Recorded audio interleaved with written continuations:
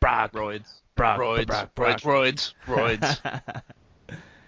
D-D-D Ambrose. D-D-D Ambrose. D-D-D Ambrose. D-D-D Ambrose. Ambrose. D-D-D Ambrose. D-D-D Ambrose. That's like Hall & Oates.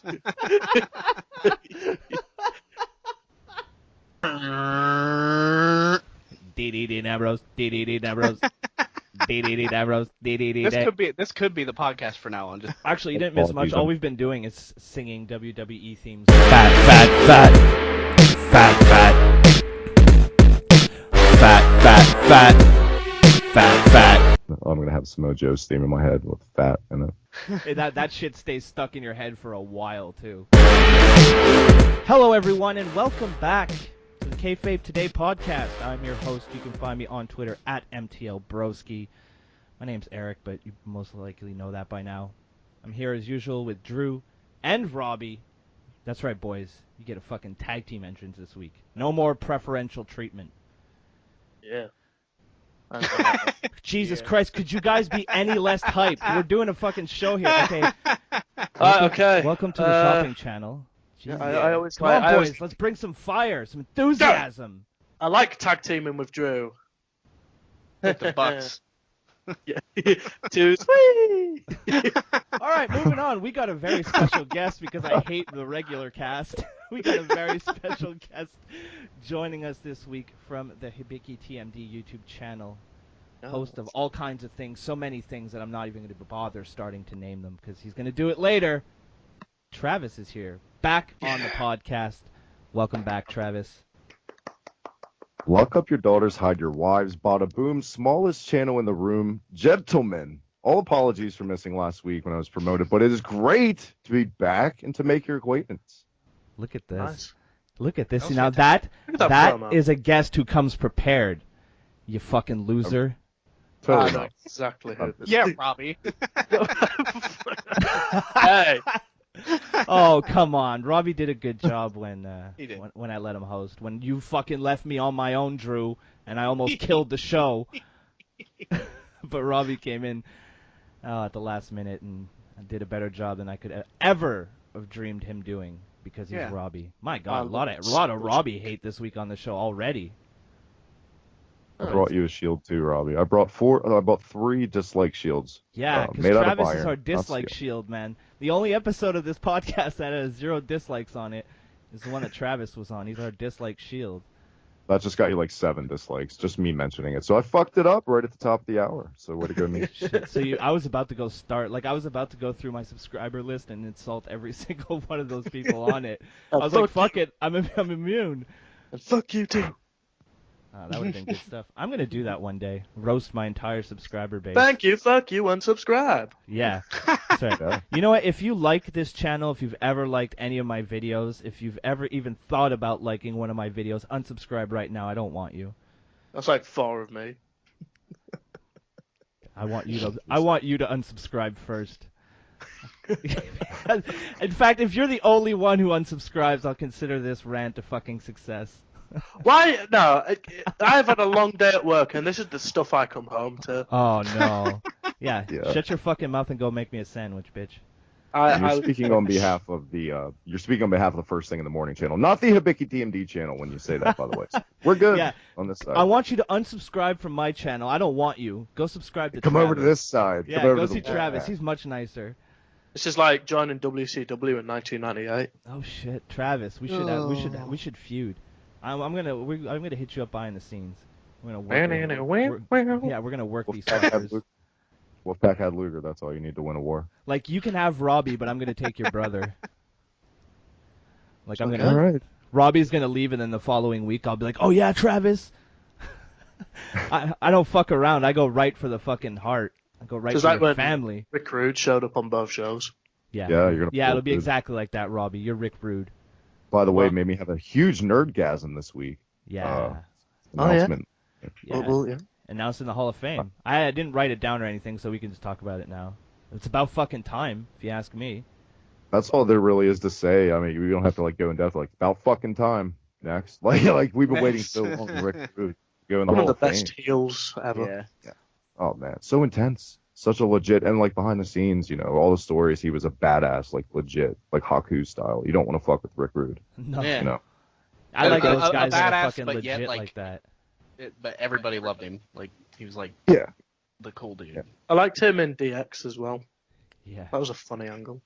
It's like your cool uncle. I You honestly know, like the uncle that'll give you a little bit of weed. You're like, here, go have some fun. I was watching He last was- night, and I liked his headlining heel run in WCW there in the early '90s. I thought that was great for him, anyways. He's one of those Yeah. guys that no matter where he went, found success. Yeah, And if back you can to find world success class. in WCW, you're pretty good at what you do. All right, so Yeah. I thought we'd start the show off with some fan questions. Now, I made the mistake of saying ask me whatever you want. Doesn't have to Yeah, I be. got really annoyed at that. Oh, why?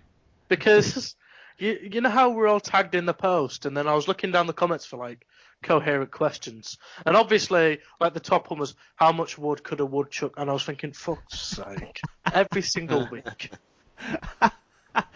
What? You don't like offbeat questions? Fine. We'll only answer serious questions that Robbie can get like upset about. All right. Here's the first one. How are unicorns made, Robbie? How do you make unicorns? Vince McMahon created them No, it's because when, he's the creator of all things. no, it's when two God gay damn, men. pal, It's when put two a horn gay. on that horse. It's when it's when two gay men have sex. A unicorn is born. Everybody knows that, Robbie. Oh. Or when Richard Simmons wakes up in the morning. That's my answer. That's probably the best one. This one is funny, not because of the question, but because when I looked up the answer, the first reply was great. It's, what's the phobia of chainsaws called? And the first hit on Yahoo Answers was common sense.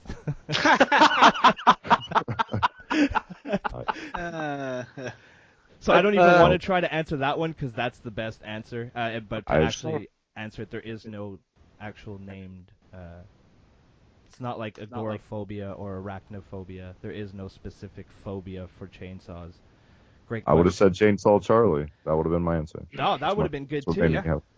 Common sense. Terry Yeah, Funk that's, and Pantyhose. that's the One best word. one. What's the name? I can't even say it because common sense. That's all you need to know. Yeah, it's canalineophobia, which is a fear of a row of blades in Greek. You're on that same Yahoo Answers that I was on. Because Hey, I had that written down, but I thought common sense was so good that I would just leave it at that. that's. I never ruined it. I'm sorry. Podcast cancer over here. Would you rather live a single 1,000 years or 10 100-year lives? That's actually a good question. I like that Ooh. one. So would you like to live to be 1,000 or would you like to live 10? 110 times. Exactly. Is it in the same time period? I would assume so. I think it depends on how the podcast does.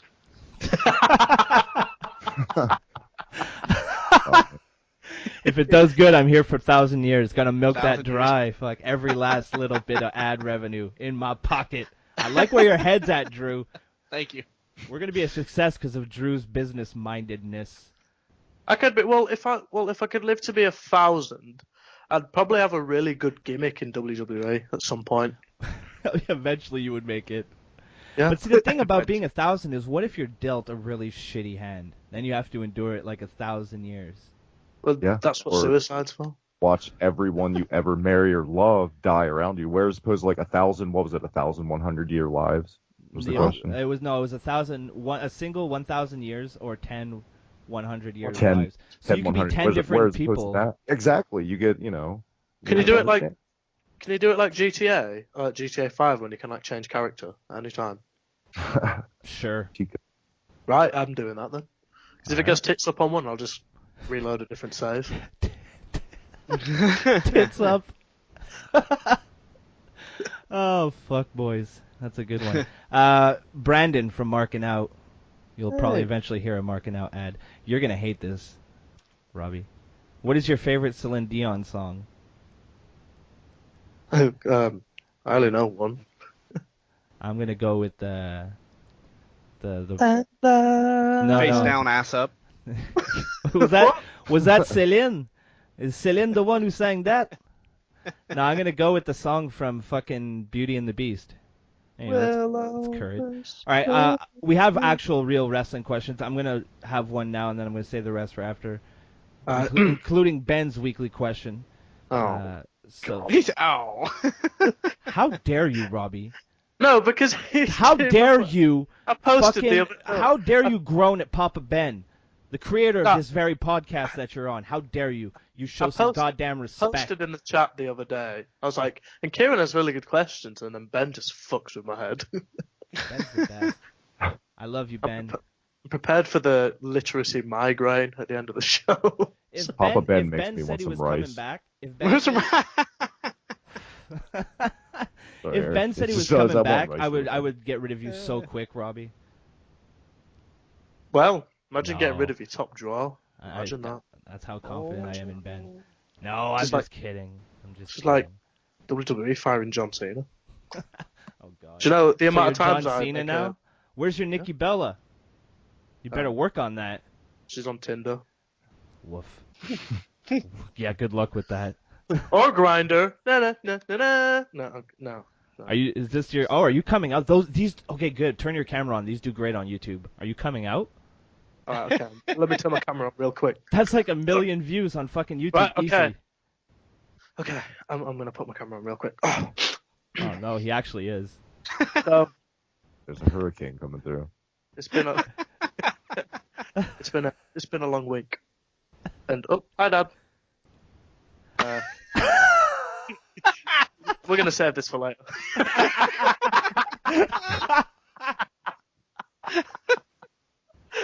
Oh my god, oh my god. Okay, yeah, next week we definitely have to figure out how to do a video podcast. Holy fuck. The world to know. Oh my Thankful I'm god. doing this on the phone, not being able to see what you're laughing at. So.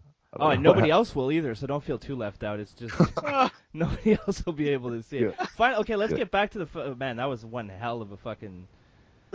We went out to left field and then jumped the gate. Pop boys. This is a good time. All the Pop boys. X-Pac in it this week, so Yeah. it happened. So Laura wants to know, what is your ideal WrestleMania main event this year? So basically, if we could have whatever we want with the current roster for the main event, what would we choose? Oh, can you involve NXT? Sure, why not? DJ Nakamura. I didn't think it was that great the first time round, and under WWE guidance. Wait, you didn't think Nakamura and Styles at Wrestle Kingdom was that great? In the sense that it was dwarfed by another two matches that were better. So it's probably unfair. No, hold on. Yeah, but did the two other matches have that fucking broad? Well, Nakamura is one of the most overrated workers in the history of wrestling. So, Depends what version you're watching his matches from, though, because he's been allowed to do a lot more in New Japan as opposed to what he's been allowed to do in NXT. You know, kind of apples and oranges in a way. He has He's big match knack. Doesn't need to show up every show. Doesn't need to. Good for him. Fuck that guy. Dude, if I was a worker, that's what I would do. I'd kill myself at the beginning, make my name, and then be like, all right, I'm made, and just chill and make it last as long as you possibly can. Fuck people. And I'd be a heel, so I could say fuck people, and they're like, oh, he's just playing a character. And I'm like, yeah, a character. Basically like what Kevin Owens did. Yeah. Yeah. When I grow up, I want to be Kevin Owens, even though I think I'm older than him. You got put on like 10 stone. Look at Robbie talking in his cute, made-up ways to measure weight.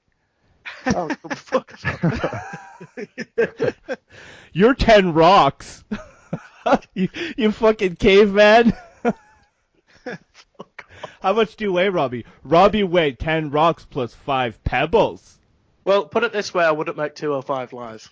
Oh, okay. So now you're talking my language. We should probably answer her question though. I would want Kevin Owens versus a cloned version of Kevin Owens. Shocker. Bigger with shocker. Kevin Owens as the special guest referee. But here's the kicker. Kevin Owens is barred from ringside. Is it like it's the just a Doinks ring. and Kevin Owens too? Yeah, so so there's basically, even more Owens, to and it's answer like the your twin question- Earl Hebners and Owens. Yeah, exactly. To answer your question, Laura, my WrestleMania dream main event is an empty ring. Apparently. I would have. Nobody in the crowd or either. It's just Kevin Owens to the mic. No, probably like, I don't know, Kevin Owens, AJ Styles, and Nakamura triple threat for the Universal Championship. There you go. And then Owen How Hart. about, Owen Hart I'm comes not a back huge from the fan dead. of triple threats. For Me like neither. main- That's main- the ironic. I don't Me really either. like triple threats either. But I like all three guys. I think they Right. could have a decent match, all three of them put together. How about Styles versus Balor for the true leader of that group that never really existed anywhere? What are you talking about? Bulletproof. I don't know what you're talking about. Yeah. I would like. Talking about some sort of club? Something like that, maybe. I'd Yeah. say that sounds gay, but we know AJ wouldn't be in that club. I hate gays. I don't would want have, your life. Keep your fag John. away from me. Oh. Too far. Too far. See, I stepped over the fucking line. I never know. I have no You got self-restraint. oh. Yeah, the man. Jeez, so much my sadness. WrestleMania main event, just for the fucking banter, right, and the great story that would occur. John Cena versus Roman Reigns as a kick out at 2 challenge. It's like 2 Tanahashis against each other. It'd go on forever. It's like a 120-minute Iron Man match. It's all very specific. Like, and then my wait, no, or I'd have, just to piss one member of this podcast off. Oh, for I'd fuck's have- sake! I know it's me already. Kevin Owens is involved. I would have Becky Lynch versus Izzy, refereed by Dean Ambrose with Byron Saxton at ringside. Jesus fucking Christ! I would kill myself. I'd become famous Oh, damn, overnight. pal. I'd be the man who took wrestling too far. That would be And it's a broski on a pole match. So I'm Ow. in the ring. I have to stand there and watch it. Yeah. What the fuck did I ever do to you? You block one person on Twitter, and they want you to go to hell for the rest of your life. And that's a 6-week Ironman match. Jesus Christ! No breaks. I mean, that's how they had it in Auschwitz. Jesus Christ, Oh. Robbie. We're hitting that point again. Robbie. We haven't even gotten to Raw yet. Sorry. Keep your Did you get through anti-Semitism that to question? yourself. Did you get all of her answers in the question at least? Yeah, probably. Who cares? I would have gone back to what I said. I would have kept it as Zayn. I would have pulled the trigger on Zayn as the new Daniel Bryan underdog. Him and Owens for the title at Mania. Even though they just had that fucking match on Raw, no build up, nothing. I would have. It's worthy of a Mania. Yeah. I would also like to see them in the last month. It's in some way to rekindle Balor and Joe from NXT, and I think that's coming in the future. I would love to see those two at Mania though. I totally agree with that. That's the only two off the top of my head I can really think of because I don't want to book any fucking part timers in my world. So. Because and I think we gotta remember too, even though some of those matches we've seen over and over and over, it's like when you put those certain guys on that stage, you're going to get a new match, like I a wanna see really, a triple- Especially the new indie match. guys. Yeah. Especially the indie guys. I want to see the Revival versus American Alpha. Yeah, I think unfortunately the Revival will be on Raw, and they're going to be on different brands. I think that you're going to see the Revival and Enzo and Cass maybe for the belts after Mania. I can see the Revival coming out the day after. I know I didn't say it's a good thing, but I think Enzo and Cass are getting those belts. I think that Vince and all those guys backstage totally see them as the 2017 New Age Outlaws in their eyes, and they want to give them the belts in the long run. I think it's happening whether we like it or not. Yeah, probably. Right. I would have another good one would be Tommy End versus Nakamura. Who? Alistair Black in NXT. Who? Yeah, you won't have seen him yet because You know one of those tubby guys you were talking about earlier? Oh no. he's from the Netherlands. Okay, there you We're not all together. I don't know anything on the other side of the pond. It's all the same to me. Should come where it matters, North America. North America. We're gonna build a wall. Yeah, all right. We're gonna We build. got. Oh We're man. gonna build a wall, and Spike Dudley's gonna jump off it. With New Jack simultaneously. Yes. Yes. New It Jack. is. There, I slipped New it in Jack there. versus Izzy. That's my main event.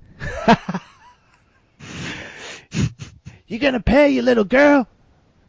That's awful. That's a horrible thing to pick. Hug this bat, bitch. Fuck a Bailey. Come in. Oh man. I had Bailey last night, bitch. I made her cry. Now it's your turn, little girl. I'm fucking New Jack. He comes out with a shopping cart, and she comes out with one of the little Barbie shopping carts full of toys. And it's like a hardcore face off, and totally one sided, obviously. That'd be But so good. Yeah, Everything she has is pink. but, like, And she's got to win, right? I mean, Yeah, you gotta make Izzy look really strong. yeah, she's a part timer. She's got to go over. Yeah, of course. Give her the title. I don't know what title, but give her one. Make one up. Could you imagine fucking the WWE, man, the New Jack Invitational? Oh, I would fucking Everybody love that. shows up high, and fucking, just with anything they could grab. Well, Jesus Christ, They what start a clusterfuck. stabbing each other and fucking. They bring the Walking Dead to life, and New Jack Negan's some poor motherfucker in the middle of the ring. The I'd New be Jack up for that. Invitational would be a tournament for guys that got like wellness policy violations and release, just like a second chance, and the winner gets a second chance. Oh my god! Like, He gets his think record that's expunged. That's like every indie show in Ohio, I'm pretty sure. yeah, pretty much. That's what I hear. Holy shit, we're booking some gold. We need to reach. We need to get Virgil. He'll do it. We could pay him like 3 The Snickers Meat Sauce bars. Invitational. Yeah. There's your MC, Virgil. Jesus Charge Christ. $40 stand next to him for fucking Winner 30 get- seconds. No winner of the pictures, tournament- though. Just the Winner of the stand tournament gets a $15 gift card to Olive Garden.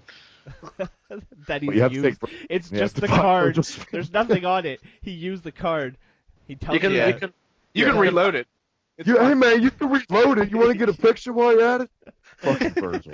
$120. That's a deal. you can have Sabu in there, and the winner gets a new hip. Oh fuck.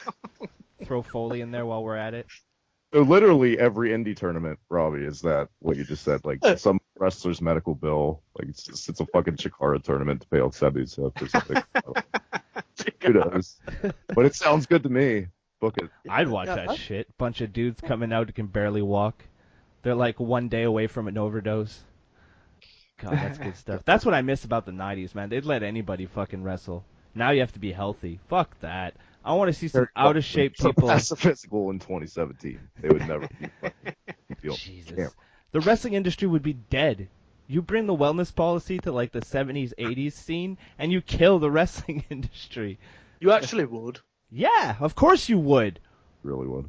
Look at the 90s, for fuck's sake. Just a bunch of ballooned up motherfuckers running around crazed out of their fucking mind. That's why it was such good TV. Everybody was out of their fucking mind on drugs.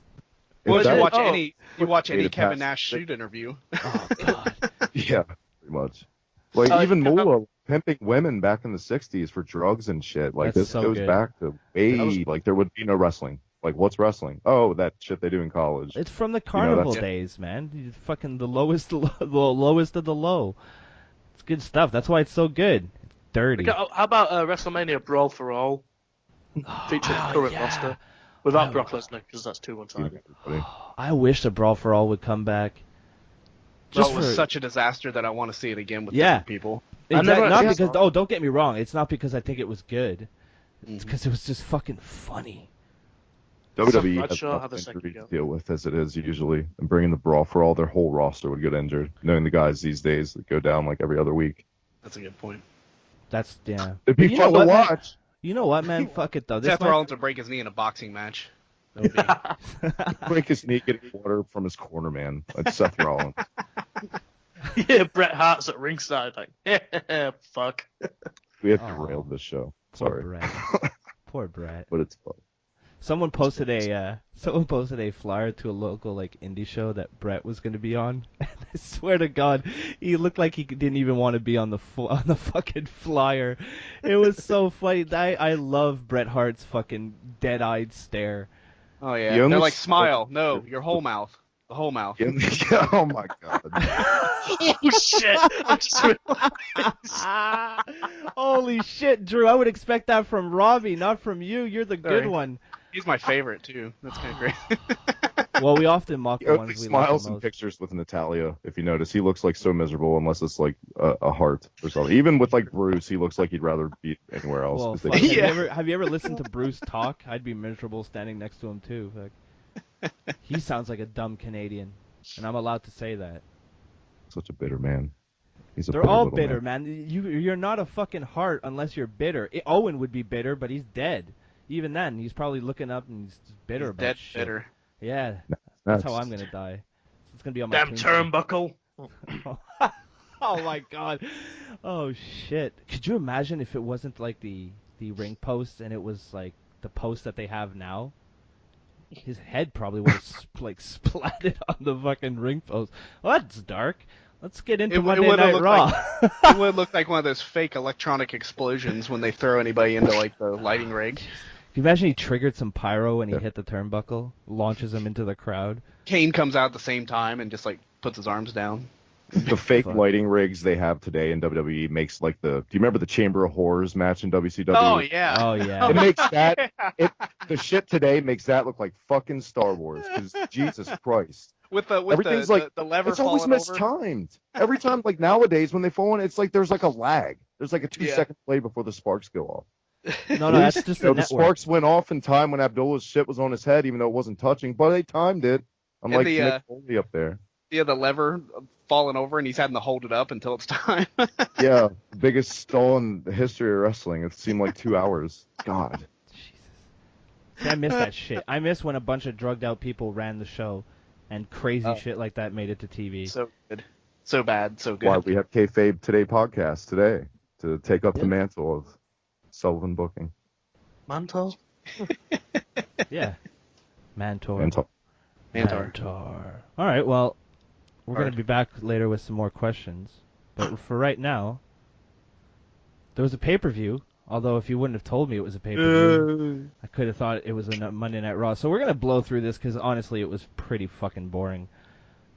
You know when your best match on the card is a cruiserweight match between fucking Neville and Jack Gallagher, that the rest of the show is pretty much a waste of time. So you had the kickoff match. Rich Swann and Tozawa defeated Brian Kendrick and Noam Dar.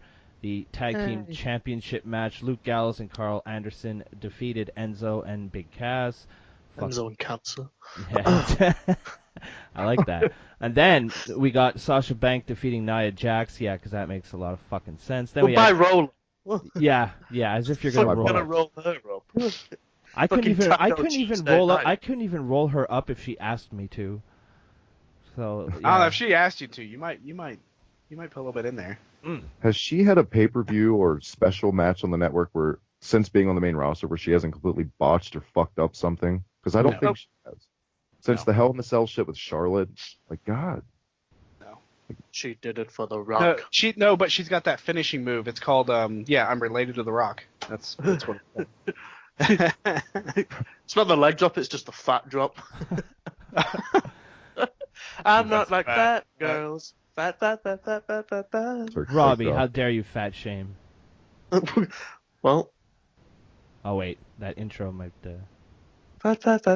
That's fun there. And then we got a bonus because you know when you get bonus matches on pay-per-view, it's not because they're trying to fill time at all. No. not Oh, at that all. was worse than like Yes. watching Raw and they had a match. I was like, what is this shit? I was just so bored. What even was it? It was the first one was Cesaro who defeated Jinder Mahal, and then Damn. Big Show who defeated Rusev. Which fuck, I Oh, tweeted yeah. it like 6 times, but poor Rusev Rusev, fuck's sake. apparently it's Handsome. because he's got heat backstage. because he cut his What is hair. the heat? He cut his hair. I don't I know read it. why. I read it's because he cut his hair. Well, But yeah, but he speaking of looks fat, handsome. it just makes him look fatter without long hair. Let's be honest. Yeah. I like Yeah. his short hair. I It's very just- I- handsome. I would. It's very handsome Rusev. He is. Like, He's so I'm still good. getting over. I'm getting over the shock that these weren't advertised because these weren't advertised. Are you kidding me? Jinder Mahal? I would Let's think gonna that's sell like some they tickets. yeah. built that shit up. There's your But yeah, mania. total waste What of kind- time. Filler. Speaking of which, a wellness policy. What kind of supplements do you think Jinder Mahal's on? Jesus Christ. Holy shit! I well, said that on Slam Pigs this week. I- Fucking so shout I- out to Batista Mahal. Good. damn. Right. So I spoke to him the other day for like 30 seconds on Snapchat. He's obviously done juice before. No, I didn't get any pics. No, that's not Snapchat. Like he's done he's juiced before. It's very obvious. But now he just, Yeah, it's obvious by the dick pics he sends you. Now he Ooh. Jinder Mahassive. No, Oh my god, fuck off. Yeah, Somebody but kick my him out of the balls. call. he's He'll yeah, mute no, himself. he's just on a load of protein. Yeah, Yeah. Because he gets, funnily enough, he gets surprise tested every single week. Whereas no everyone shit, is look like at 2 him. weeks. Yeah. So I mean, Yeah. it's not a McMahon or Samoan, so you know he's getting tested. But I think he's like in early stages of recovery from alcohol. So shout out to him for being clean. I think he's been posting that a lot in the past couple months about how. That's awesome. Because I think Oh, that's good why for they let him. him go originally for alcohol problems. I'm pretty sure. He started Yeah. drinking after Eva Marie called him Ginger. Exactly. that red-haired Oh, bitch. boy. We had a cruiserweight That's championship match up next between Neville and Gentleman Jack Gallagher. That's good. Match of the night. Match of the night, yeah, easily. Great. Second thing. And these headbutt spots just still make me cringe every time. Yeah, I love them, but It's the good old Kills. 5 slap. Got to make you wonder if he's getting like a chewed out backstage. You know what I mean? With all the Yeah. concussion crap. yeah, even so. I mean, obviously, I mean you can even on the last one of the spots you can see the big thigh slap pretty well. Oh, yeah. But, I mean, just Yeah. putting that out there for sure is yeah, kind of in the same ballpark as the curb stomp. Like it's yeah, I Yeah. should watch it. Keep an eye out for that. be careful. Be careful. Stop it. Then we Don't try had this. Roman Reigns who defeated Braun Strowman. Match of the night. Ugh. Braun Not did great better booking than wise. he has. But again, who knew? Like, I don't understand why people say Reigns is still a bad worker. He's not. When was the last PPV that Reigns had a bad match? I don't know. That's who he's working with. Kevin Owens with very lackluster matches. Yeah, that's My- true. Yeah. His whole feud with Kevin Owens was Unfortunately. kind of shitty. That's true. I will- Owens. I will give him credit. He's not bad by any means, but it's at He's this just point now. boring. He's Yeah. It's just- fucking paint drying. It depends on his dance partner. And Yeah. this time, I usually give Dean Ambrose the most shit for this kind of thing, but I really noticed it in this match at Fastlane. Strowman hit his finisher through the table, obviously, guys, and Roman Reigns was up within 2 minutes, no selling, giving a spear. Yeah. Yeah. I had a whole fucking debate on Twitter on my show last Sunday when we did a post show on Slam Pigs podcast, cheap plug, Mick Foley stuff. Was this a burial of Strowman? And my guest on that show, my co-host Michael at Mike Slam Pig, both said it was. I don't agree with that because for one, I No, don't like it's to not throw the word that. burial around because it's No, fucking I don't wrestling. think so. It's It took wrestling. Who it knows? took a lot to Like, put Yeah. Strowman away. The theory So- that I saw is, the supervillain Doomsday. Like every time he loses, he comes back stronger, and like is more difficult to beat. So I feel the booking Strowman that way. That every time he Yeah, loses, but the only problem with that is fast forward to Raw and he's backing down from the Undertaker like a bitch. apparently I did read that there was a reason for that, and it was a logical one, but I can't remember it. There is Insightful commentary on the podcast. Right. Thank you so much for adding that, Robbie. Let me go You message really Mel. provided a lot to the conversation. Oh, I'm gonna go You message- tuna I melts the heard crowd with something your- good, but can't remember. But Meltzer does that all the time. He's got so many subscribers. Where is it? Braun Strowman. Hold on. Don't worry, I'll just edit out this dead. Fat. Fat.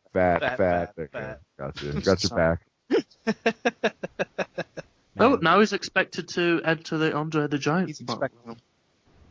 Oh, so they're doing nothing with him, essentially. Yep. So it's gonna make him look like a bitch and never get his win back. So let's see. Let Andre the Giant Battle Royal. Cesaro first, then the Big Show, And then Corbin. then Corbin. So we can have Braun. That goes. It's like have just another big fucker. Who should win it this year, Vince? I don't know. Give it to a big fucker, pal. Nia Jax. It should be known instead of the Andre. Oh my Battle- God, Drew, is that you? Yeah, he's big pal. Battle Oh Royal. shit, that was a good. Nia Jax. That was a good McMahon impression. Thank you. I've been practicing. I watched Beyond the Mat, so All I've right, been good. practicing. Nice. I watched it like 2 weeks ago, or maybe 3. I drink my water real dramatically now too. So. Oh fuck. Yeah. Then when you, oh God, I love it. Like it's like right at the beginning. Is it? Yeah. It's when Vince is Yeah. in his office. He's like, then they'll find out what we're really about.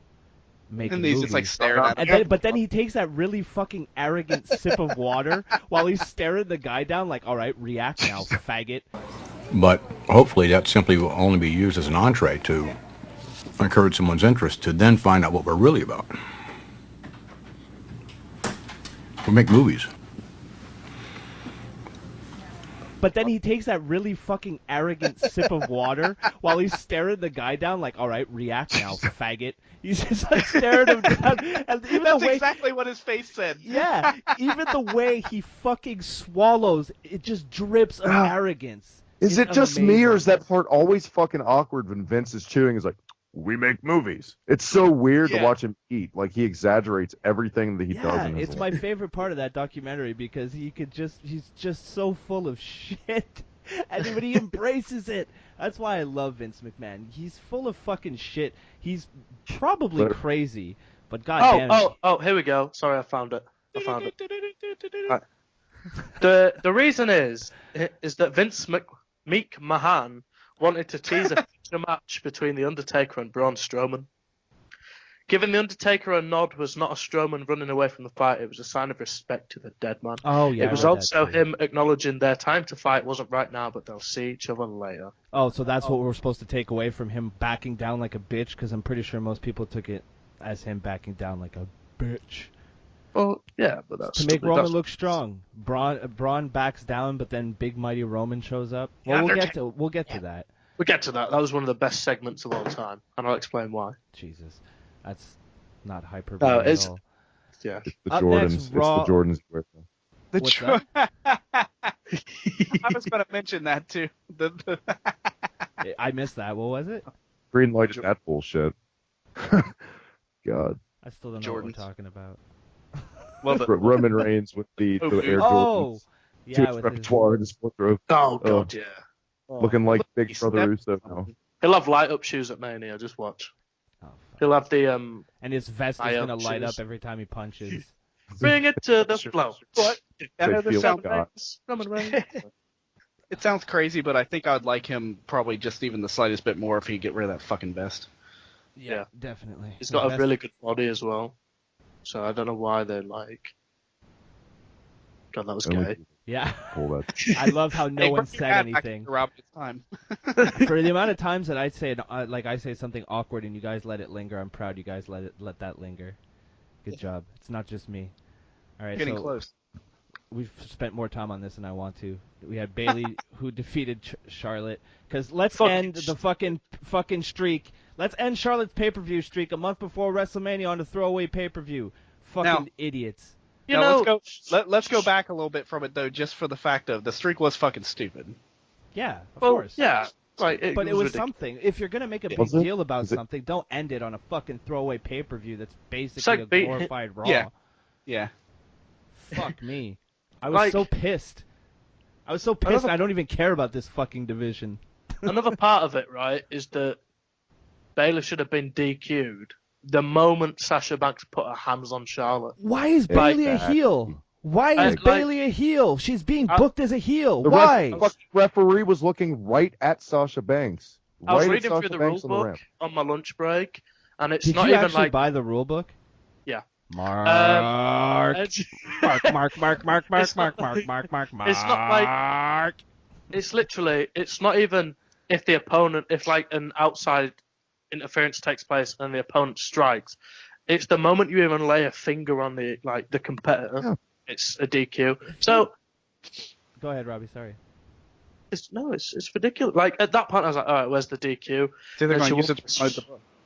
Yeah, and then she won with a stupid belly to belly shit move. Bailey to Shit. Bailey. That's what makes it more devastating. No, it's literally like beating somebody with. I don't fucking know anymore. But the It's thing, fucking shit.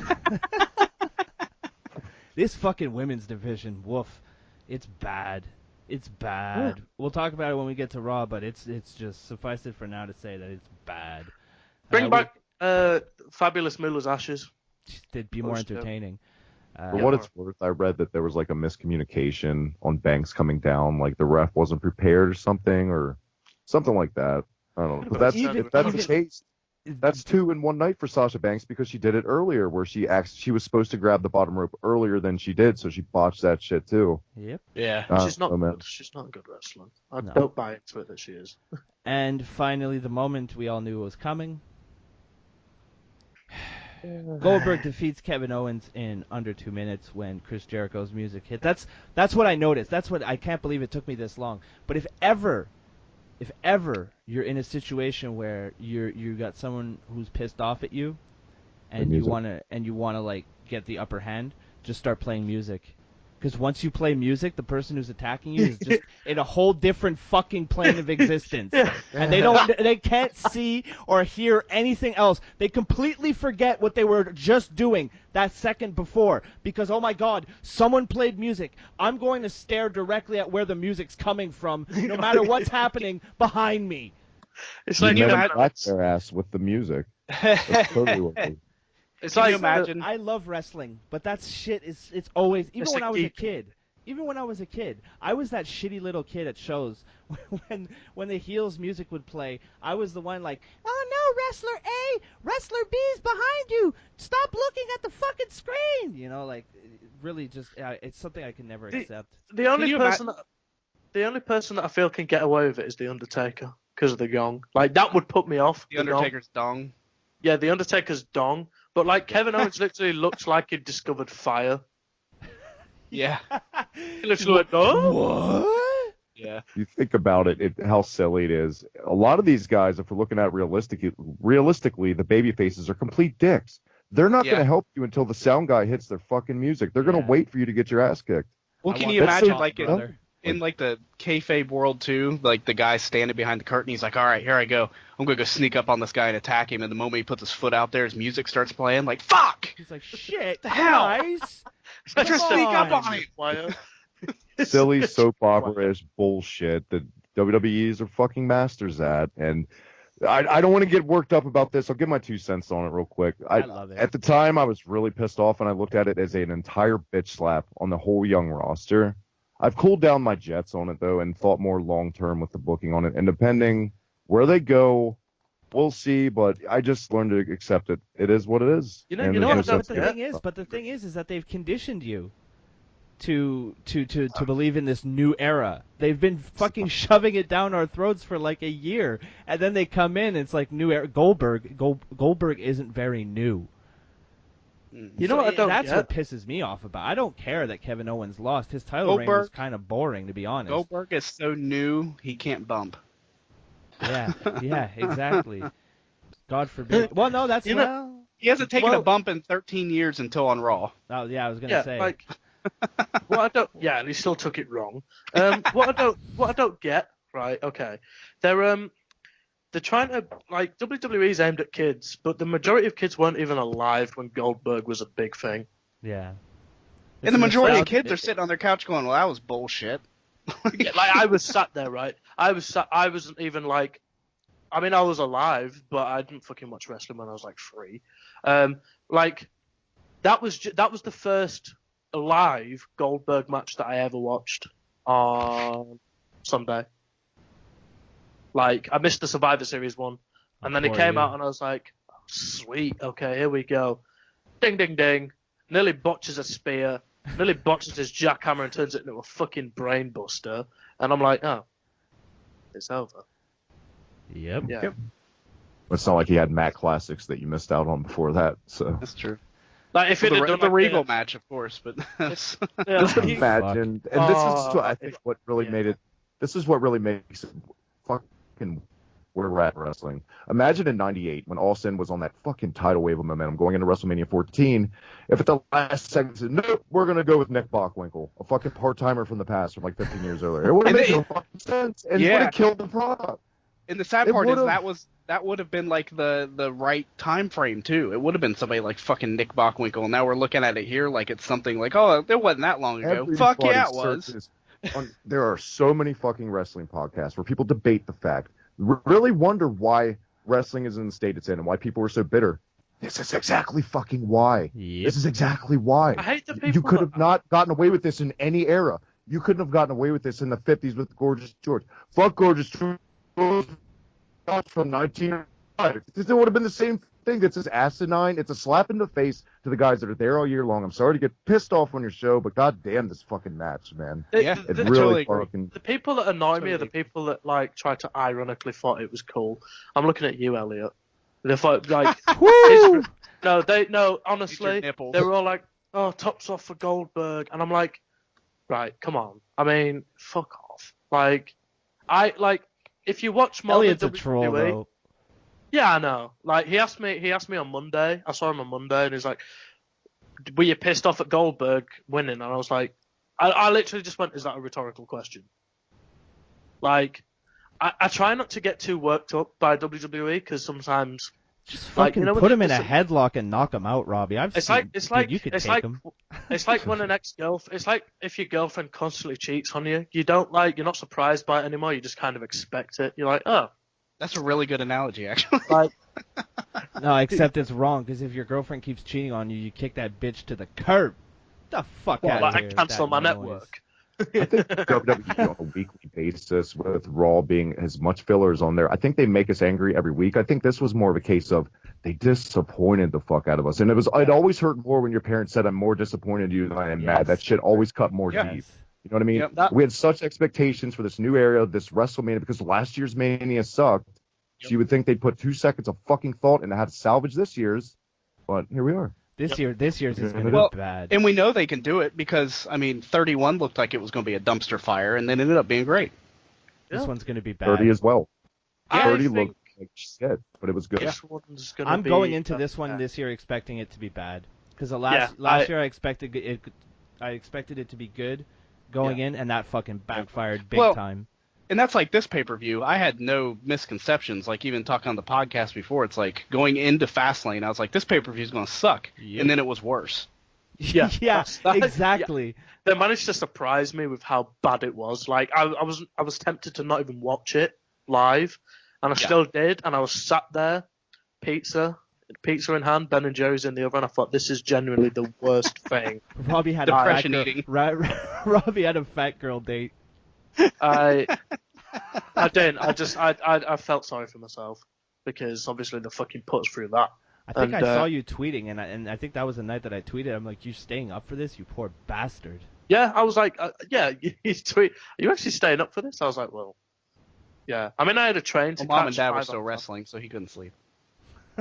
Dedication. Stay up that late for Fastlane, for God's sake. So Yeah, take that's Like, the hat. yeah, crazy. we stay up. The thing that pisses me off, and like WrestleMania last year didn't finish in the UK till about 6 in the morning, and like I didn't get home till about 7 in the morning, and I had to sit there in bed with the birds fucking tweeting away, thinking, okay, I can't sleep, but let's talk about how good Roman Reigns Triple H was.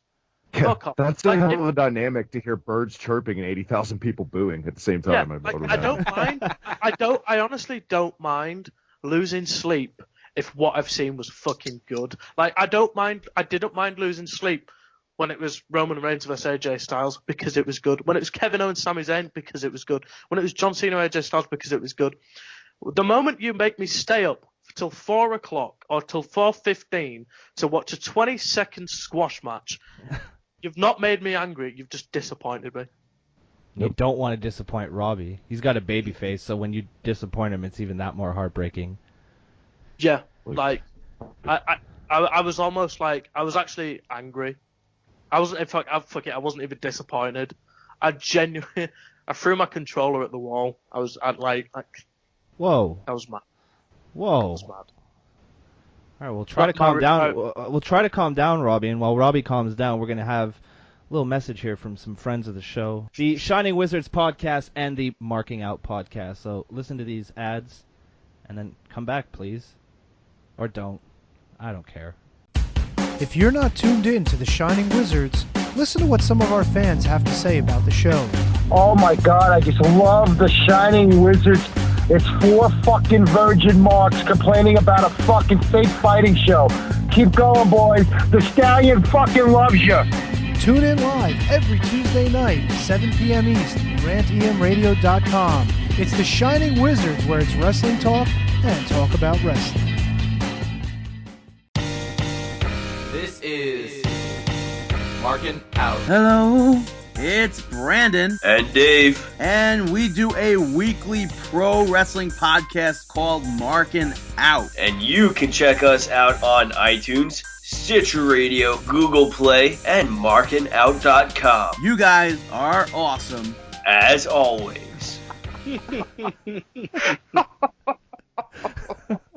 I'm really selling it this week, boys. We're back. The Kayfabe Today podcast is back. We got special guest here today, Travis from the TheHibikiTMD YouTube channel. Go check him out. It's got all kinds of great content. It's so varied. That's what I like about your channel.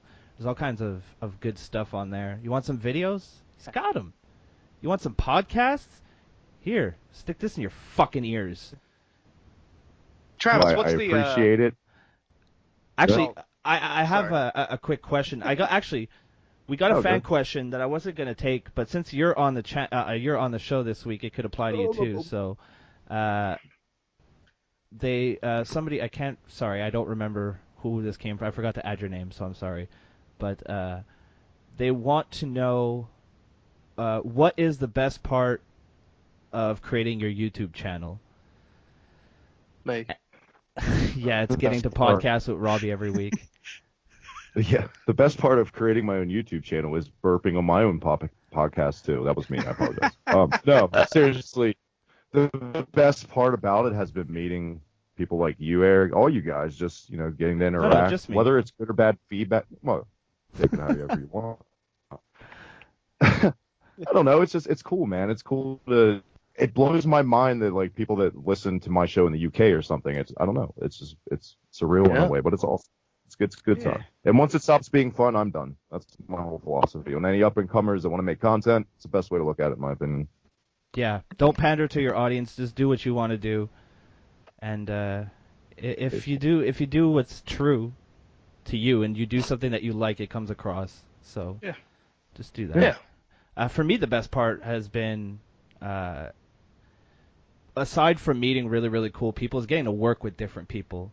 It gets boring doing the same thing all the time, so when I get to go on somebody else's show or something like that where there's a different dynamic, that's always really fun to do. So probably working with like other creative people has been really fun. Plus the money. That's been nice.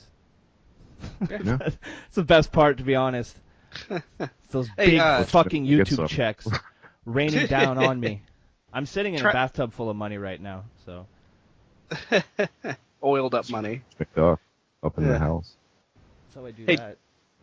Good question. Hey, Yeah, Travis, sorry, I what's don't the remember. new podcast you've been promoting that you're joining? I've actually started up something. I don't know if it's even classified as a podcast. It's just us bullshitting and whatever. That's a but podcast. Grapple Vision. Pretty much. Any good podcast. The guy that runs Grapple Vision, an up-and-coming, really popular YouTube channel lately. A lot of people seem to dig his stuff. He's a super humble guy. Follow him on Twitter at Tonkasol. Just, class guy, very humble, and it's fun to do. We talk about everything. Wrestling, video games was a hot topic. Our next episode, if you guys want to get a chance to catch it, it's going to be on my channel and on Grapple Vision every week, where we're going to talk about the life and times of Sweet Georgia Brown. I don't know if you guys know the history of that, but it's definitely biopic worthy. I don't know if it has a biopic, but that's definitely awesome. That's really awesome. You just blew Drew's mind. Yeah, that was a really enthusiastic. That's awesome. I liked it. hey, and, who knows what's in the future? I definitely will, maybe a little crossover, something. He comes on Slam Pigs, so Eric, you'll be on the NXT shows from now on. So hopefully I have him on there with you. So. That'd be cool. I want to do something for WrestleMania. Get a bunch of podcasts together. That'd be cool. Yeah. I can dig it. So I guess we have to talk about Raw. We can just keep doing this. It's fine. It's something we do. Well, I think I'm going to do like last week. Just run through the results of the matches Yeah, we'll And- point out. Oh, Yeah, there you there's- go. Robbie, I thought you were on mute. Sorry. He was for the longest time. Nah, I wasn't. I was. I don't swiping. believe He you're. I He don't started believe- to have that conversation with Dad. His dad's like, Robert, I heard you speaking on that cast you're on. What's this about you making an announcement? Why the fuck does everybody that was like British impersonated sound the same? It's because nobody. Did can you do it say right. figure fourth pussy punch? What were you saying? Son, are you Five laying? figure- Son, are you laying pipe? Jesus Christ. Good lad. Oh no, our comedy is killing Drew. I'm like a drunk crocodile Dundee when I try to talk. British accent. Yeah, but I don't care, Travis. You're fucking. When you do your new jack, it gives me new life. So you have Oh, a free can we pass get on the new accents. No, it has to just happen organically. You can't Has ask for to. it to happen. Orgasmically. Yeah, that's what happens after the organically. After the organic is the orgasmic. Gee, what the fuck is this show anymore? Basically, It's a someone's life looks. lesson. Oh, dude, don't fucking put us down in the gutter like that. We have fucking self-respect. I don't put boob selfies all day long on fucking And we have Twitter. subscribers as Trust well. me. Yeah. Oh, we have people that listen. What? But Babe, here's my boobs. Send me gifts. I don't even make content. Yeah, I don't know anybody like that, Eric. Anyway, oh, next. fuck. Wow. Pew, pew.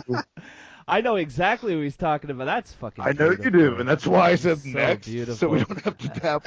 Oh no, Thanks, YouTube and Raw. YouTube took Thanks away for my the 300 subscribers. Oh, YouTube glitch that took away my subscribers. That only affected me. That's not weird at all. I don't subbot. What? Okay, so Monday Night Raw's official results. Kevin Owens defeated Sami Zayn in about Boring. 4 minutes. It was boring, which hurts my heart to say. Two good boys from my hometown. There was a cruiserweight title match. The champion Neville defeated Rich Swann in fucking. Are you boys sitting down? 13:50. Wow, 13 minutes and 50 seconds. Was You it give good?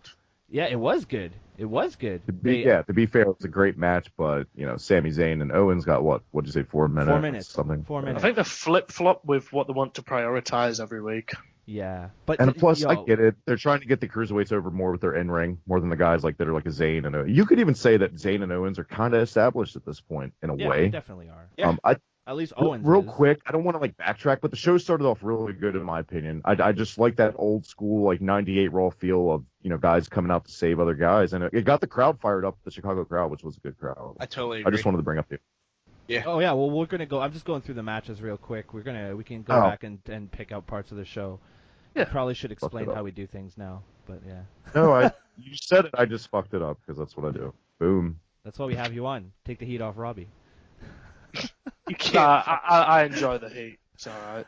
He does. We've had. Let's see what all we've had now. We've had grabs, banter, and possible coming out parties, Yeah. and it's. For once, I'm not the one who said something super gay, so that's good. I'm feeling good about this week's episode so far.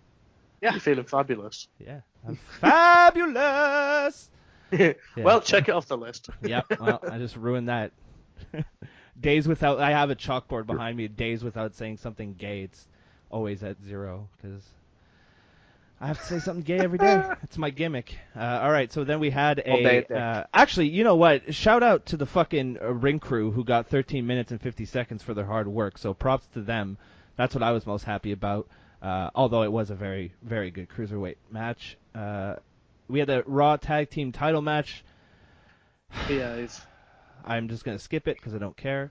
Akira Tozawa defeated Daivari in 2 minutes and 15 seconds. The New Day defeated the Shining Stars in 1 minute and 20 seconds. disband them all. Just kill everyone. We had a non-title match between Sasha Banks, who defeated Bayley, because of course This she was did. stupid as well. This fucking finish to that match. That was Well, one of the few bits. Hold up, one That more finish- match, Robbie, and then I'll let you talk about whatever you want. Then we had the main event was Samoa Joe, who defeated U.S. champion Chris Jericho. Smart finish. All right, so we'll go back to what Travis was saying. I thought the intro to Raw was very, very good. The only thing I felt that breaking it up and having 2 singles matches, well, I get it because you have 3 hours to fill. That was disappointing. I was hoping for a tag team match, to be honest. I thought it would have been That cool. would have banged. That could have been at Mania. Yeah, that would have been super fucking... Man, you fucking announced that for your main event. The crowd's hot all night waiting for it. That's my theory anyway. I'm sticking to it. No, I would have been really looking forward to that. It's like Attitude Era, when they used to combine feuds and just, like, put them out there. Or, like, Theodore Long booking. Yeah, and then you have the tension on the heel side. It's like they're only really together because they have a common enemy in that moment. So you got the tension on the heel side. Yeah. Heels can argue. Choppy pee-pee! Exactly. What? That's a common thing. Nice. Way to go, Joe. I killed it. Well, to be fair, I did take a sip of Coke. I was like, oh, well, he fucked up the show. I'm going to have a nice little sip of Coke here. A little sippy sip, take a break. I'm checking out, boys. I was okay with that. Yeah, so like I'd say the first hour of Raw was actually really, really strong. And then, like we had the Cruiserweight match, which we mentioned was really, really good. Goldberg came out and talked for a while, and we got the CM Punk chants, which I've never been happier to hear in my entire life. The funniest bit about that.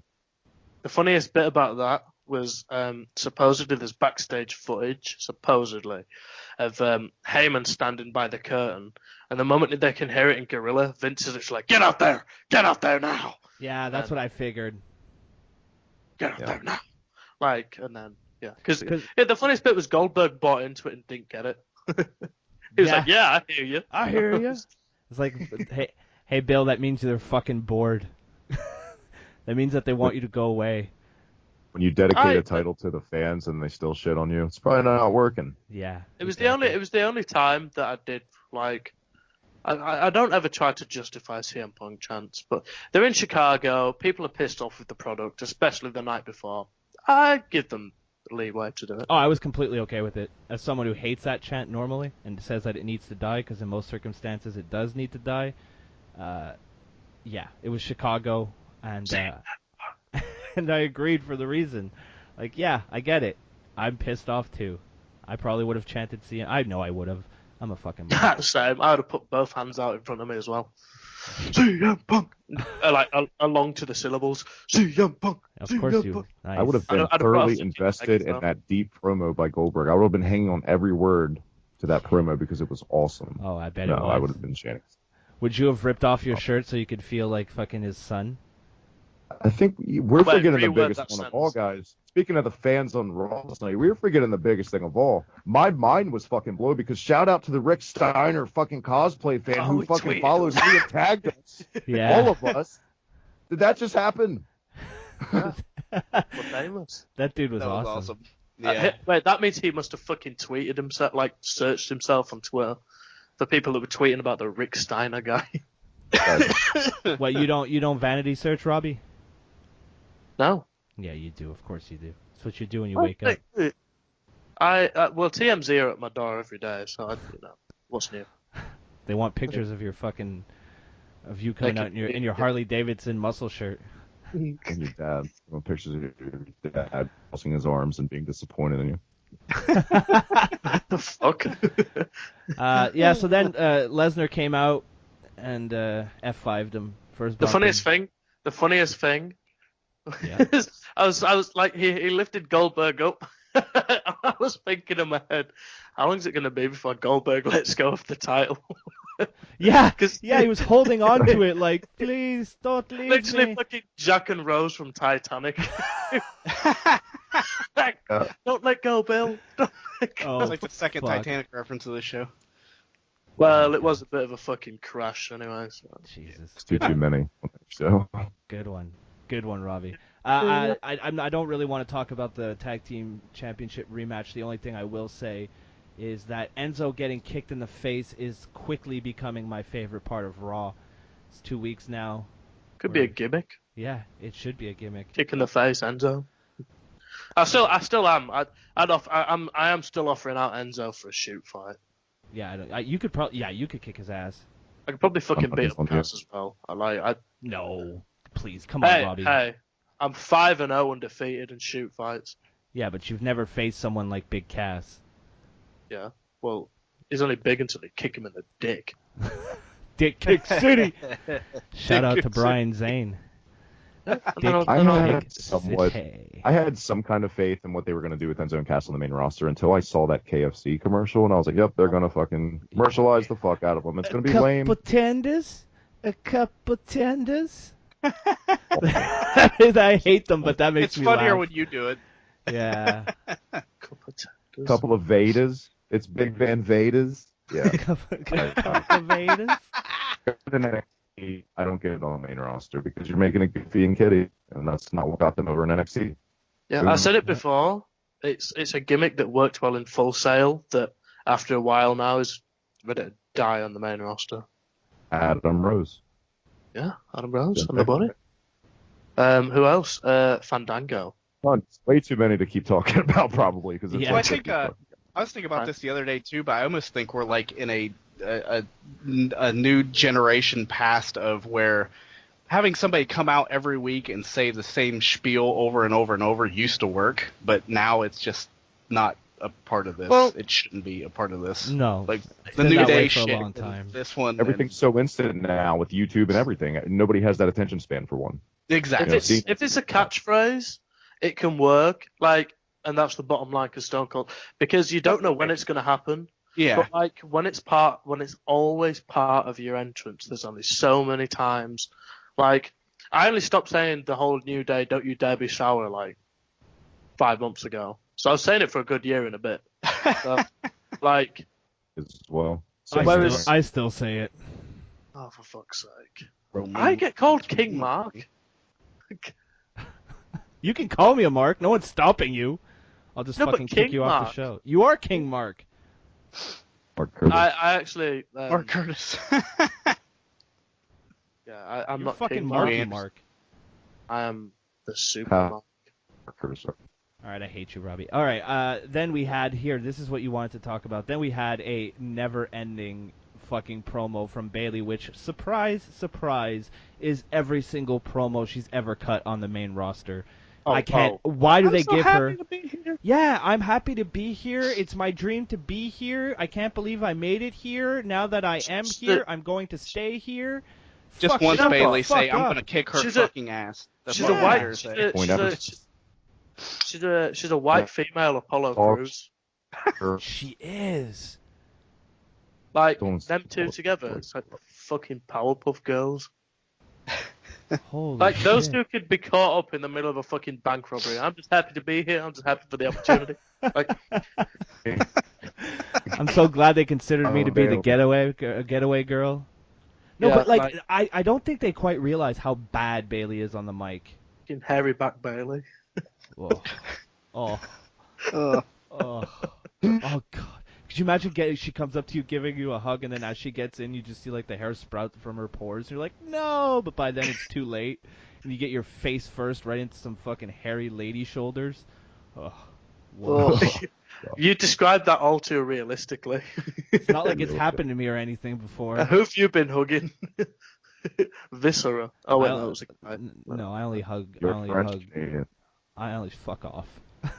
I actually fuck off after midnight. That's so rude. How dare you? Bayley needs to. You know what?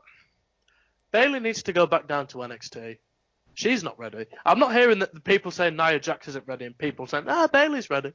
Like, okay, here's a prime example. Was the NXT crop of talent don't know how to improvise. Did anybody see the match when? Who was it? It was I think it was at Fastlane. Charlotte was strung up on the ropes and Bayley had no idea what to do. Yes. Like she was stood there. There's a gif. She was stood there for like 5 seconds and then thought the best thing she was going to do was jump on the bottom rope and go for an elbow drop, which completely missed anyway. And I'm thinking, I haven't wrestled that long. And like I would have gone up and fucking double stomped the fuck out of whoever was lying there because deathmatch. But you're a top worker. I could see that. I could definitely see that argument, Robbie, with sending her to NXT. I don't know if that's the case. I think it's more of a case of she's just exposed as not being as good as everyone thought, because this is the same developmental system who like took Charlotte Flair from nothing and made her into what she's become now. So you got to give some props as well. Exactly. So But you this have is to when give you can some see. props. This is when you can see the people who just have it, as opposed to the Exactly. people who were created in NXT, because the people created in NXT don't have any fucking clue what to do if something doesn't go according to the script. But then the people who just get it and who just have it, I should have paused dramatically. You can tell, like people like Charlotte, you can tell she's not fucking learning off a script. She's just working. That's her. Like she should work, like her father worked, off the cuff. That's how we do it here on the podcast, baby. Straight up off the cuff. No scripts. Although Charlotte sometimes had we it. probably should have one. Charlotte's had it. She's had it in her genetics to be a great wrestler. What do you have? In your genetics? That's the thing. In my opinion, Charlotte Flair is the greatest WWE women's wrestler of all time. She's getting there. I can't argue with that right now. Usually with anyone this early in the modern era, that would be asinine. But I really got no argument on this that. time last year. I would have easily been maybe like people have been like fuck off, but like you would have been like they should will, but now we're legit for being true. Yeah, like Trish was good, Lita was good, but they weren't, as good.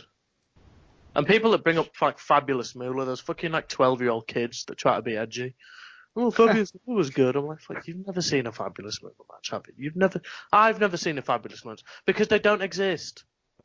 You can't find them anywhere. They're a fucking social construct. You throw some women around by their hair, and that's a Fabulous Moolah match. There you go. Yeah, look at her during the Attitude Era. I mean, she's like 70 or 80. Or like half dust. But like... How old are you? Half dust? Charlotte Flair, I in fact, I won't even argue this. If you argue against me, I'm just going to fucking block you. I'm not even bothered to argue it because they have a terrible, the fucking, them wrestling with sexism accounts that'll say, well, Eve Torres was good and Kelly Kelly was good. Kelly was not good. I got hate from that wrestling with sexism Twitter account. No, I've never. I want to follow them so I can trigger them. I said no. They picked up on my tweet. I just said Kelly Kelly was trash. She was like, "That's sexist." She was never given the opportunity. What? She was on my team all the goddamn time. I'm pretty sure she had opportunity. Yeah, she was awful, shit. and she's coming back. That makes sense. Yeah. Anyway. The thing about I just want to say one thing quickly about Charlotte. She's one of the people who came from NXT who is better now that she's on the main roster than when she was in NXT. Mm-hmm. You've really seen the progress she's made in the short time that she's been on them. Well, actually, it's been 2 years that they've been called up now. I guess. Yeah. Or just about 2 years, coming up on 2 years. Yeah. 2 years. It'll be 2 years after the night after Mania this year. So. But no, because they came up at sorry, go on. Yeah, because they didn't come up last year. It was the year before. Holy shit. Versatile as a performer. She did that crying stuff with Reed Flair as a babyface, which wasn't awful, it wasn't great, but her pulling it off is what I'm saying was the good part about it. She's very versatile and she's well rounded and in-ring phenomenal. Yep. And to reiterate your point earlier, I mean, and we're talking about somebody that was never on the Indies. Yeah. Knew nothing coming in. He was a personal trainer. Sasha Banks came from the Indies. Look at her now. Although I say that, Sasha Banks was not Sasha Banks. God, Charlotte is a phenomenal athlete anyway, and it like I said, it literally all just fell into place perfectly. She was actually during the Performance Center games they had. I think Charlotte Flair finished top 3 in the vast majority of the mixed sexes competitions. So that's against the men as well. Yeah. So she's, it was always going to be, she was going to be great. I think it helps that she's always had somebody there that, a lot of her promo work, a lot of her heel work, a lot of her in-ring work, to a point can remind you, Ric Flair. Yeah. Yeah. It didn't click until, it didn't really work for her until she turned heel. And then she had that really annoying, screaming, shouting, like stage, and now she knows how to work it. So well, that's what I was saying about the evolution. You she saw went her through go through growing pains, and now what we're getting is kind of like the final version, I guess. She went through a teething stage, and now she's going through the then we got like a preview of Seth Rollins' rehab, what he's going through. He says that no matter what, he'll be at WrestleMania. Then we got Triple H live via satellite. That was funny. The fucking shots at CM Punk, and that was one of the best things. When he called their doctors the best in the world, that was obviously a direct shot at Was Punk. he via satellite from backstage? Probably, yeah. Yeah, okay. The funniest thing is that his fucking smug face throughout because he knew what he was saying. Yeah. It's a long walk backstage, so, don't underestimate that walk. That's a good point. Also, when he was like, and Seth is one of the guys that's going to listen to his doctor. Yeah. I was like, oh. And the Chicago crowd, how smarky they are, did not pick up on it one bit. It went right over their head. Like, Then we got an awesome video package for Emma. Evil Emma is coming back apparently. Didn't see that. So yeah, they played Oh, did they play old music? Yeah, I think so actually. Oh, yeah, I don't think global remix of her Babyface song and some weird fucking trance techno. Yeah, that music's awful. I actually liked it. Wait, I forgot what her music is. You would. It's well, look it up after the show. Then we had oh god, this is funny. The little note that they added to this like Emma coming soon in this review. The little note that they added at the bottom was I can't wait for 2018. Okay, so and then finally our main event for the evening, it was Samoa Joe versus What? Roman Reigns. What about Roman Reigns? He said if Braun wants him, that. Wait, hold on. Sorry, I don't know the time. Was the Roman Reigns the closing segment? Was it? No, was it? With Tucker. I'm pretty sure that closed the show. Did it? Yes. Oh, sorry. So they look at the Mania sign dramatically and copyright. Yeah. Are we getting to that? Because I wanna. Yeah. Samoa Joe versus Chris Jericho. Anybody have anything to say about the match? I thought it was all right. Nothing great. Jericho's good match. It's all right. It did what it had to do. Joe won, obviously, and then finally. I like them both. It's good. It was a smart finish. Yeah, it was. Yeah. Both men look strong coming out, going into their feuds at WrestleMania, so that's fine. I do that on WWE, the video games. Beat the shit out of them outside of the ring till the 8 count and then run in. It works. Yeah. Honestly, when you do it all, I do it all the time too. Hit with a steel chair with the refs down. Yep.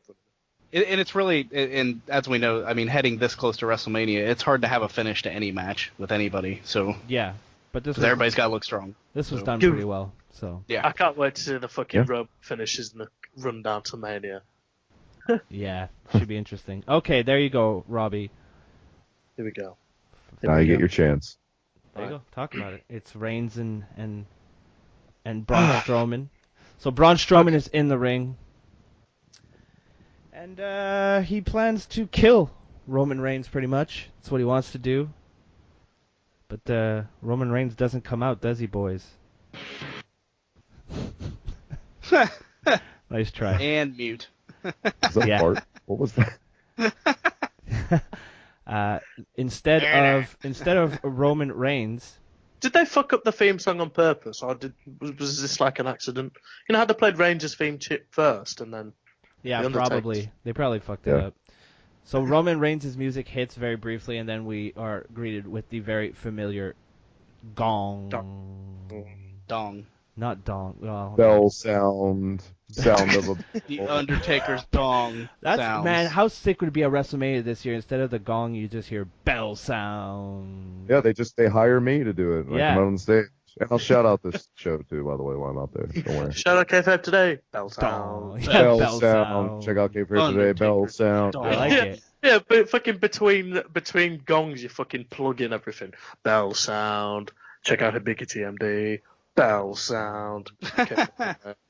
Bell sound. Like, damn. Book it. I do want the Undertaker to come out to roll in one last time, but I'm not confident that he knows how to fucking use a motorcycle anymore. You should come out on one of those little buggies that fat people will use. He just used a chariot with the vulture.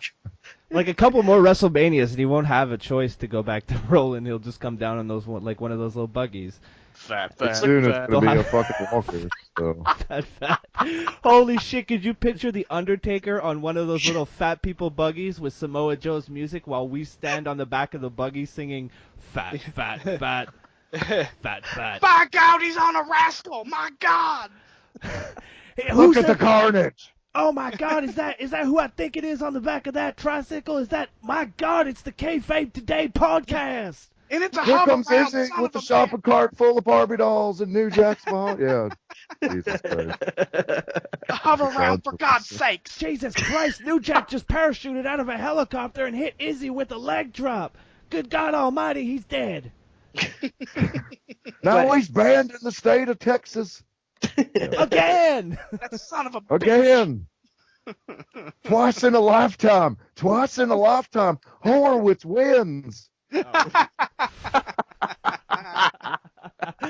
I just fucking, man, we should just have a show one day where we just fucking invent New Jack fan fiction for like an hour. I will actually write my own if That'd that be happens. Write your own. And it all ends with Robbie explaining something. Write your own New Jack fan fiction, and then I'll read it dramatically on the show. Gotta make give me about the dark give me where they about sit 2 around the weeks. campfire and they all tell ghost stories. And that's what it would be. Like we sit around a campfire at midnight and talk about the New Jack Oh, fan dude, fiction. I could totally add in some fucking wood burning sound effects to give it that authenticity. Yeah, just talk about the mass transit incident. I cut that fat little bitch. That's all we have to talk about is mass. He told me he didn't know how to blade. Did someone say Gypsy Joe? He said, "No, Dad, I'm one of the boys. We don't do that." Yeah. Oh, yeah. Undertaker. Oh yeah. Oh fuck! I completely forgot. We're not even done Raw. So basically, Undertaker comes in. He has a stare down with Braun Strowman face to face. That looked pretty awesome. The crowd seemed pretty into it. And then Braun just kind of backed up as a quote unquote show of respect, pussy. And then the music that nobody wanted to hear hits. It's Roman Reigns, and the crowd instantly started booing. And then I was on my couch though, on the edge of my seat. And I just needed to sing Roman Reigns, Roman Reigns, Roman Reigns, Roman Reigns. I actually did it as well. My favorite thing was how slowly like the Reigns walked out. He walked out slower than usual, and I thought, heel. He's turning heel because he's walking slow. And then like, I agree, man. There is nothing worse in the fucking face of the earth than people who use the sidewalk like it's their fucking patio and they're just chilling, grilling up some burgers. Get the fuck out of my way. I got places to be. Fucking slow walker motherfuckers. And if you're a sudden stopper, I will stab you. You know these people who suddenly stop in front of you? You're going to get a lot of that in the UK. Yeah, I'm going to kill everyone, okay? In Montreal, we fucking move. There's no time to waste. The sudden stoppers. These people who suddenly stop in front of you and then you bump into them on accident because they fucking suddenly stop and then they turn around and they give you the big eyes. Don't you fucking give me the big eyes. You're the motherfucker who stopped and we had an established pace and you went against that. You're like the obscene Jerry Seinfeld of the podcast. I am. I hate slow walkers, man. You know about airline food's piece of shit. I'll tell you what. What's these New Jack references? What's the deal with airplane peanuts? It's like the...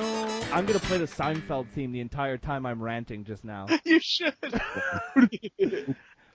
Let me get a timestamp.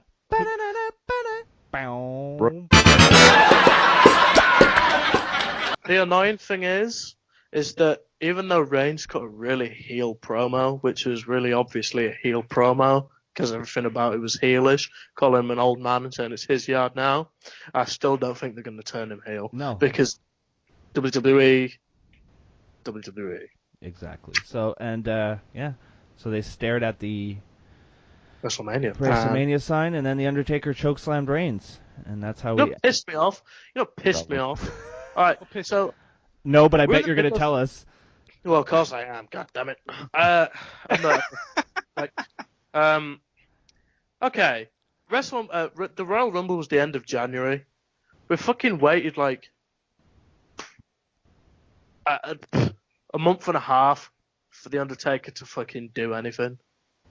Like... Well, I don't know if you saw my tweet today, but I was like, remember when Undertaker came back to SmackDown and said he was back for good. Oh, and the then WrestleMania to find him. Survivor Series time. And Yeah. then he showed up on Raw twice after that. And what happened to staying on SmackDown? Dementia. Showed up to threaten the Survivor Series team for SmackDown. Said if you let me down. Went to Raw. Yeah. Then yeah. Yeah. He just fucking makes sense An to me. Italian turncoat. What's this? Yeah. What the fuck? Like, oh, it's coming. It's coming. Oh. Yes, Drew. Yes. Angry Seinfeld. I love it. That's perfect. But yeah, that was. My mom is much gonna fun. love that one. That was bad. Well, no, the first hour. The first hour was First fucking hour was awesome. The first hour of Raw was better than Fastlane. And then Yeah. everything went to I shit. could have booked a backyard show, and it'd been so much better than Fastlane. It's not even hyperbole. Hot takes. My No, kids. like, we all could have stood in my backyard, and even though 3 of the 4 has anybody else here wrestled? I have. Okay, not sexually. Has anybody else wrestled? Yes. Trained? No. Real Not been wrestling, trained. yes. In a ring. Okay. We still would have put on a better show. Yeah, damn right, because I have charisma. I could have just been the ring announcer. There you go. There you go. I would say Drew could be the referee, but I'm not so sure he can be trusted anymore. Never know. Nick Patrick over here. Shit, look at Fucking that. See, Jake he even Roberts admits over here. it. The balls Drew. on him. Fucking Drew Scott Armstrong Hartman. There it is. So that Told was you. Monday Night Strong, Raw, Pee Wee Anderson. the way we saw it. Who's fucking jerking off? Nice pace. Some good pace. Started not off in as a promising show, ended up lackluster until Taker, really. Sounds like well. the Kayfabe Today podcast. By the week when Danny was on it. Oh, that doesn't exist. Oh, it doesn't actually. It's lost in the archives. If you call the archives my fucking recycling bin, yeah. That I emptied. A long time ago. Like the Recycling bin is second full the of show was fucking- done, I was like, I'm going to edit this and see how we can do, see if it can be saved. And then I listened to 4 seconds. I was like, fuck this bitch. And I deleted Well, the the episode. recycling bin is full of all those shields I brought anyway by now, because there's like 28 dislikes by Good. this point. So. Let the Good. dislikes reign. I don't care. YouTube sees it as engagement. That's what people don't understand. When you dislike a video, it actually helps, you stupid idiots. All right, so we're going to move on to SmackDown, because I don't feel like I've alienated enough people yet. Plus, we've been doing this for a long time. Robbie, stop fucking playing with things. I can hear you fucking finding a Jim Cornette meme. I can hear it. Oh, wait, can you actually hear that? Thank you, fuck you, bye, boom. That's the best. I've been telling that to people at work. God damn! Next week we're gonna get a message from Drew. I can't make it. I gotta go job searching. Tell him too many people. That's how he ends his business. Oh, I really look forward to working with you, Mr. Ortman. Thank you, fuck you, bye, boom. Slap him in the face, run away with the fucking. For some reason, I see you with a briefcase full of money, with like the money cartoonishly falling out of the briefcase. And it like pops open a little bit as Yeah, I'm running. exactly. Yeah. Yeah, well, Sure. you're on the same. Did you I'll smoke make it. too?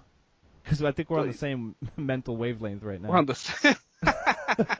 All right, so real quick, there wasn't too many matches, which is usually the way. 3. Yeah, wasn't there? which is usually the way SmackDown goes. We got John Cena and Nikki Bella, who formed the sexiest team ever, defeating That's not James true. Ellsworth and Carmella via They're a double. fucking hot couple. How awful was that?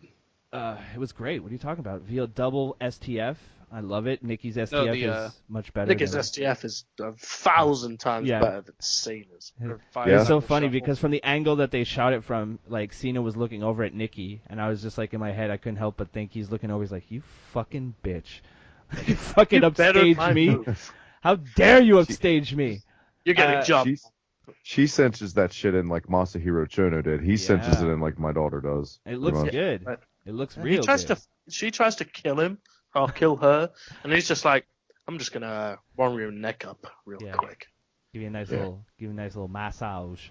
Then we had Mickie James and Alexa Bliss, who defeated fucking redheaded fucking waste of skin and Natalia. And then we had the battle to see who would face Bray Wyatt at WrestleMania, where Randy Orton defeated AJ Styles. Can I just say one thing about this match? Yeah, go for I'm it. finally glad that somebody did that shit where AJ Styles psyched out Orton on the springboard. Yes, that was sick. That was sick. And then how it led into the finish was sick, too. I thought it was a great sequence. The finish was awesome. It was good. Good stuff. That was so good. So good. So smart. Loved it. Crowd ate that shit up, too. They were kind of more in favor of Styles because, snarkiness, whatever. But by the end, I think both men had the crowd pretty much 50-50. In a way, you could say. Maybe that's a controversial statement, but I would say that it's boring. I think I'd put Orton a little bit more on the babyface side. Yeah, but I don't get that considering Orton fucking committed arson last week. It's just wrestling, Robbie. I know, but but no, I get what you mean. Did people pop for Triple H doing the when he fucked the dead body? Did people pop for that, or were people disgusted?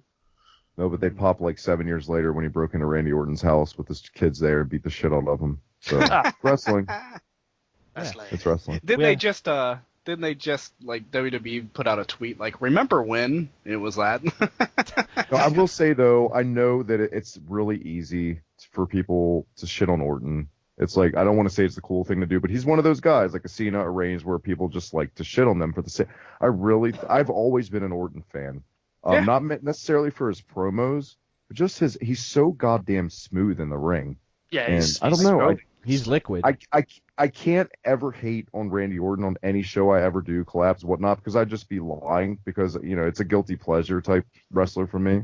So I'm a big Orton fan. But I'd much rather see Styles going for the title in the title picture than Orton, if that makes sense. I feel like Orton's kind of the guy like where, especially like the Royal Rumble thing, like where he wins or he's going to Mania or he's in this match where you're like, yeah, okay, that's fine, whatever. I can deal with that. Not even that. I'll admit also that pissed me off when he won the Rumble because he's established as fuck. The Royal Rumble should never be a platform to use someone to get that's already established.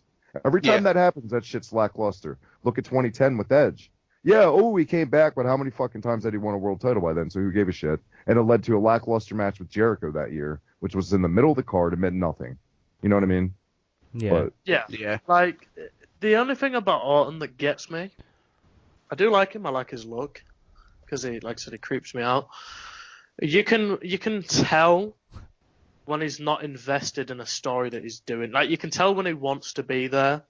But that's maybe just that you can tell really easily with him, and you can't so much with others. Like, you can tell. You remember how pissed off Jericho looked when he had to run the feud with Ambrose.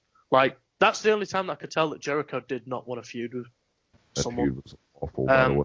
Whereas Orton, like, you can tell, but like, he's really, he's an emotional guy.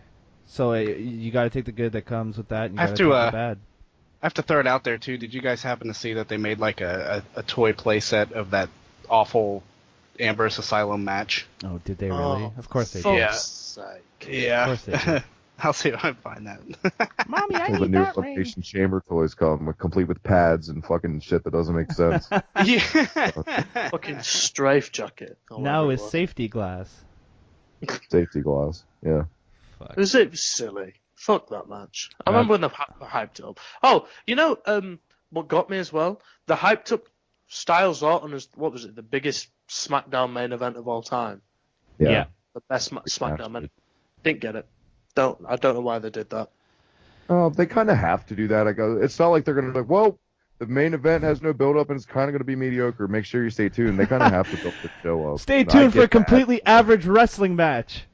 No, but all they had to say was the winner goes on to main event Mania. Yeah. They didn't really have to say what you're going to witness is the best, because then you're making an already high expectation audience really. If you listen to the commentary of any WWE show, whatever, if it's an NXT show that week, it's always going to be the best show you've ever seen. And it's usually like a JBL building it up like that. But this week, you're right, I think it was Mauro Ranallo that kept saying that. So they had their head guy. Well, they had that in the first time ever, too. They kept ramming that into our head. I Did you guys catch the little pot shot? And I'm pretty sure it was, and I think it was towards Tom Phillips. So like towards the beginning of the show with Mauro Ranallo, like he was like making social media comment or something. Yeah. And Someone said something that rubbed me the wrong way. I found it funny, but I was like, can they say that? I don't remember. Oh, and Booker T on the what did he say on the pre-show? I don't listen to Booker T. Booker T on the pre. Oh Jesus. Ducky. Well, there's the he was like on the Fastlane pre-show. He's like, "Where's Tom Phillips? Where's Tom Phillips?" And everyone was like, well, we're gonna go to Kathy Kelly." He's fucking some mouths. That's what he's doing. That's like they could have sold to me Orton versus AJ as one or two or both of it's the first singles match they've ever had, or it's the winner goes on to Mania. I'd have been happy with either or been happy with both.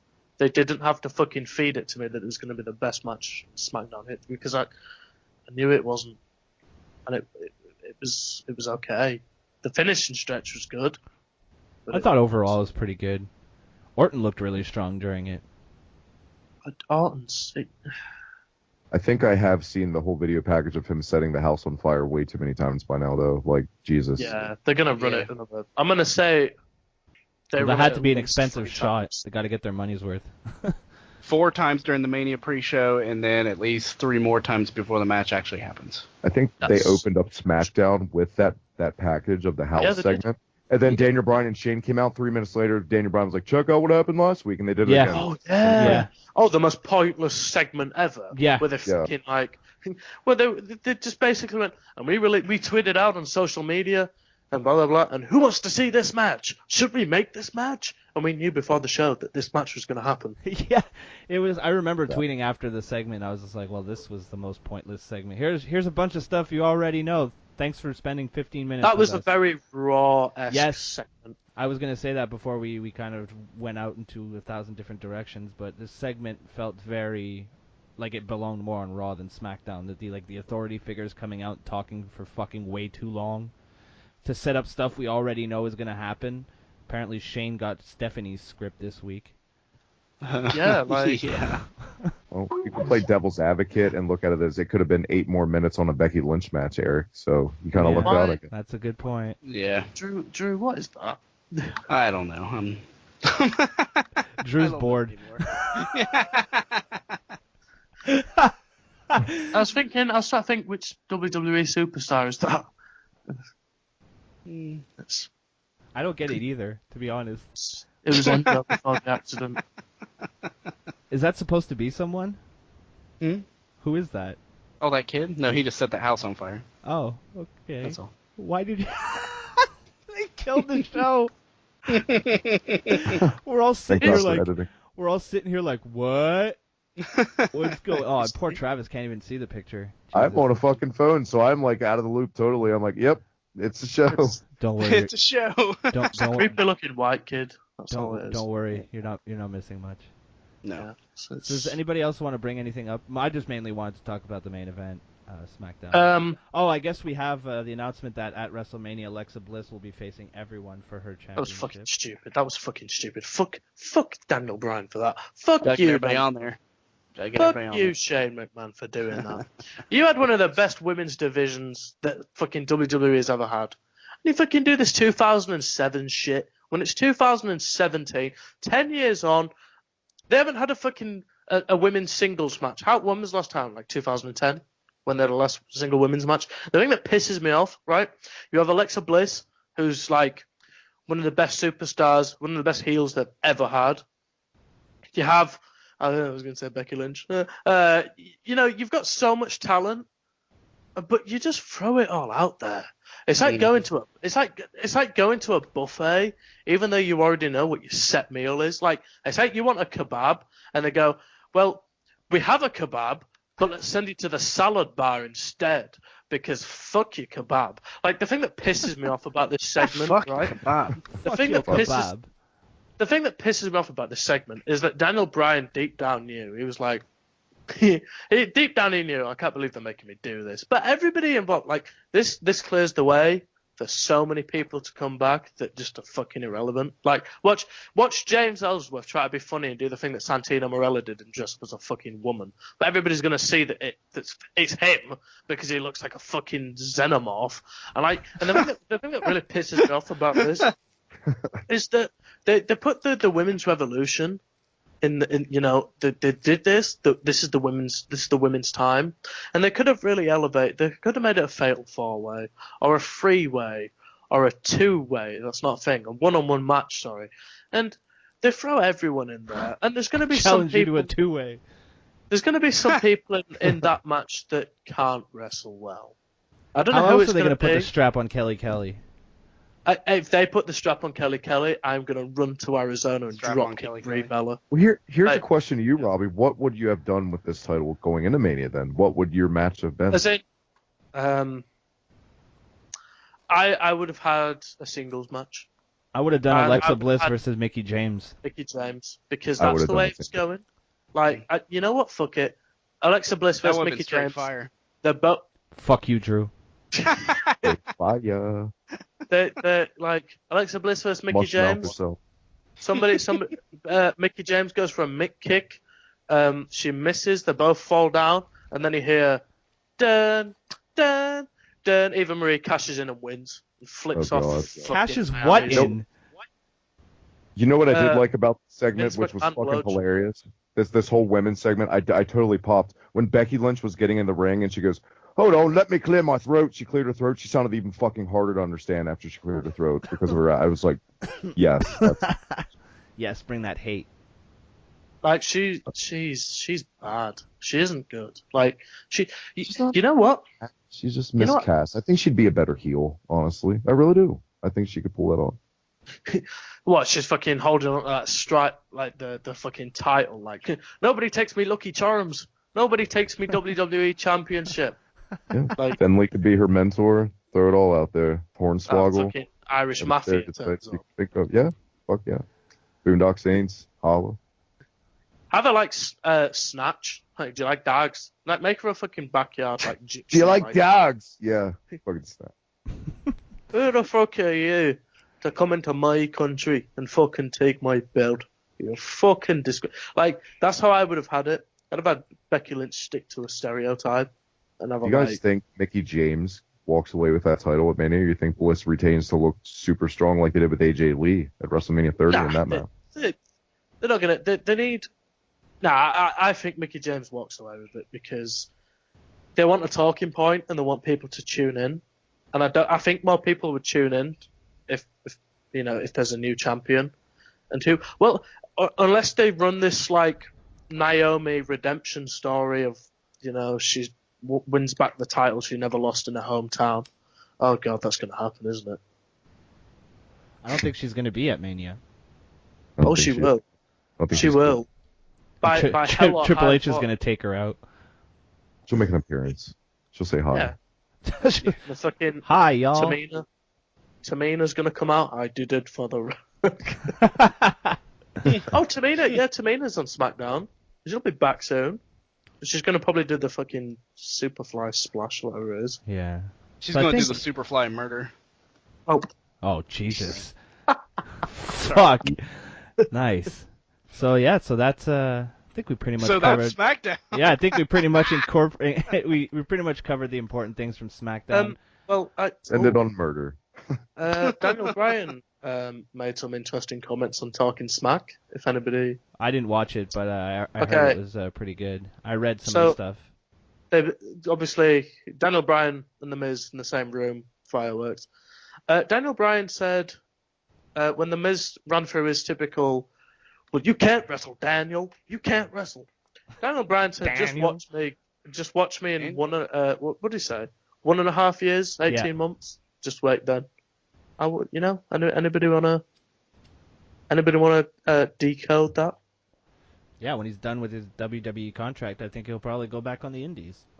I guarantee it comes to the British indie scene first. Probably. £100 on it. He could make a lot of fucking money. I think he goes home first to ROH for a couple shots, and you could see him in Japan. very well. Oh, that would be awesome. They'll kill him in Japan. No, Like, they that's will. true. I don't think he cares. I think he loves to wrestle so much that he'll go in there with fucking Okada any day and get the shit kicked out of him, but he loves wrestling that much. It's going to be like Cody Rhodes. You know he's legit one of those guys like Tommy Dreamer style, like, if I ever die, I want it to be in the ring. You know Daniel Bryan has that mentality because he's so passionate.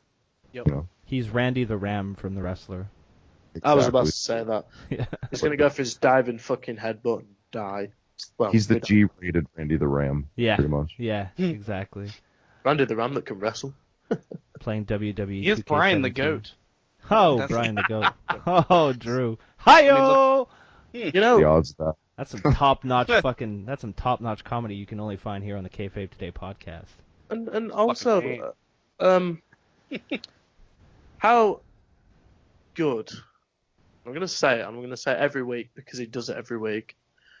How good is the Miz with a microphone? It's the best. It's the best, Robbie. We've covered it. We can't really. I know. What else can you say? What else? It's just can a you- shame he's going to be squandered putting Nikki Bella over in her retirement match at Mania. Oh, It's a fucking Nikki, shame. 5-star. She won't retire. I don't think she's going to. No, she's not retiring. She's taking some. She's going to go as a part-timer, but she's not retiring. I hope they. You know what I hope happens. I hope Cena politics his way into that main event, and that closes the show. They just make up a Money in the Bank. Like, here, they just write it with Sharpie, Money in the Bank on a briefcase. Get out there, Cena, save this fucking main event. Like, Please, Yeah. someone do something. Actually, well, it wouldn't have long if it's fucking Brock Lesnar and Goldberg. It'd have to be, as soon as the bell rings, he'd have to be at the top of the ramp. they send out Reigns and Cena together during Goldberg and Lesnar. They have and, a like, race they to just- see who's going to fucking ruin the match first. That or Hey. they like best friends for life them and they hold the title up together to close the show and they're like best fuck. fucking friends and they share the title like Let me Lake tell you about my bed. And then follow. Hey, I got just with us seeing all the years of WWE action we've always seen, I found this interesting before Mania, at least especially this far before Mania. Now that we know what the title match is, and we'll leave it at the Universal title for now, but if you could predict, like legit, not what you want to see, what you think will happen, what's the SummerSlam main event for the Universal title? Lesnar Reigns. Balor. I I'd say was Lesnar thinking Balor. Lesnar Balor was my pick too. Yeah. I'm going to go with Robbie. Yeah, but I can't. No, nobody gets close to Reigns. Nobody gets close to Reigns. Nobody gets close to Brock, and the only one that did, outside of Super Cena, was Reigns. I can't, for the life of me, picture how Balor is gonna like catch up. He seems to be the only guy, and we haven't seen it just because he got injured, but he seems to be the only guy that's broken through, and Vince has been like, okay, well, if it's not Reigns, it can be him, I guess.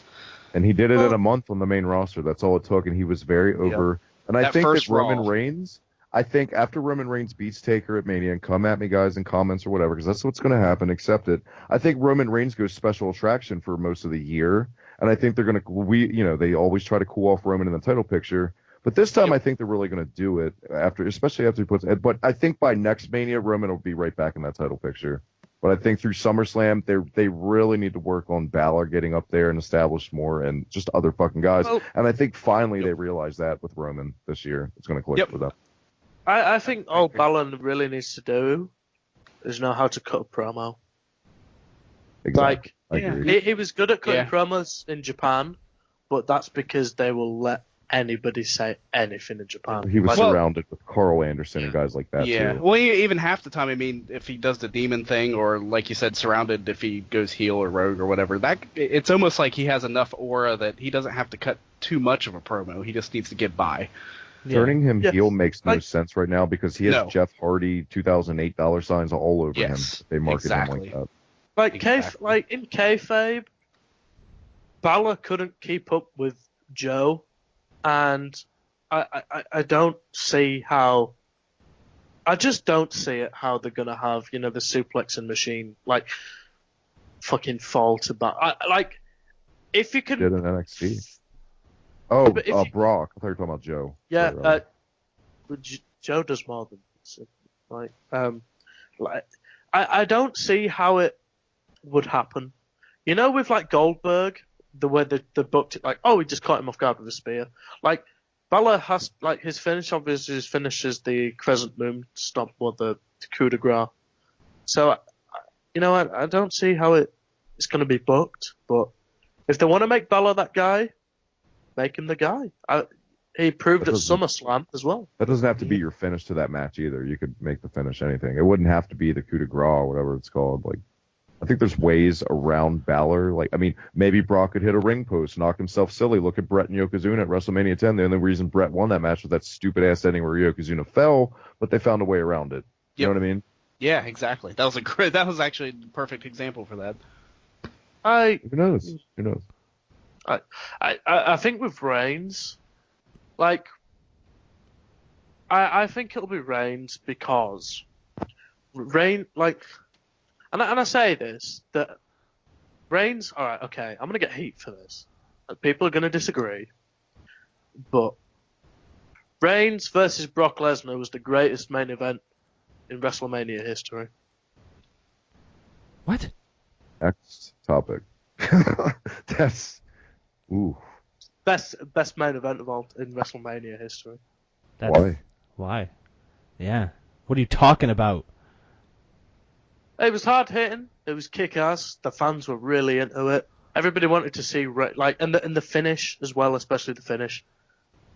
You know, like everything fell into place, and just it was great. And then the finish was just on top of that was just magnificent.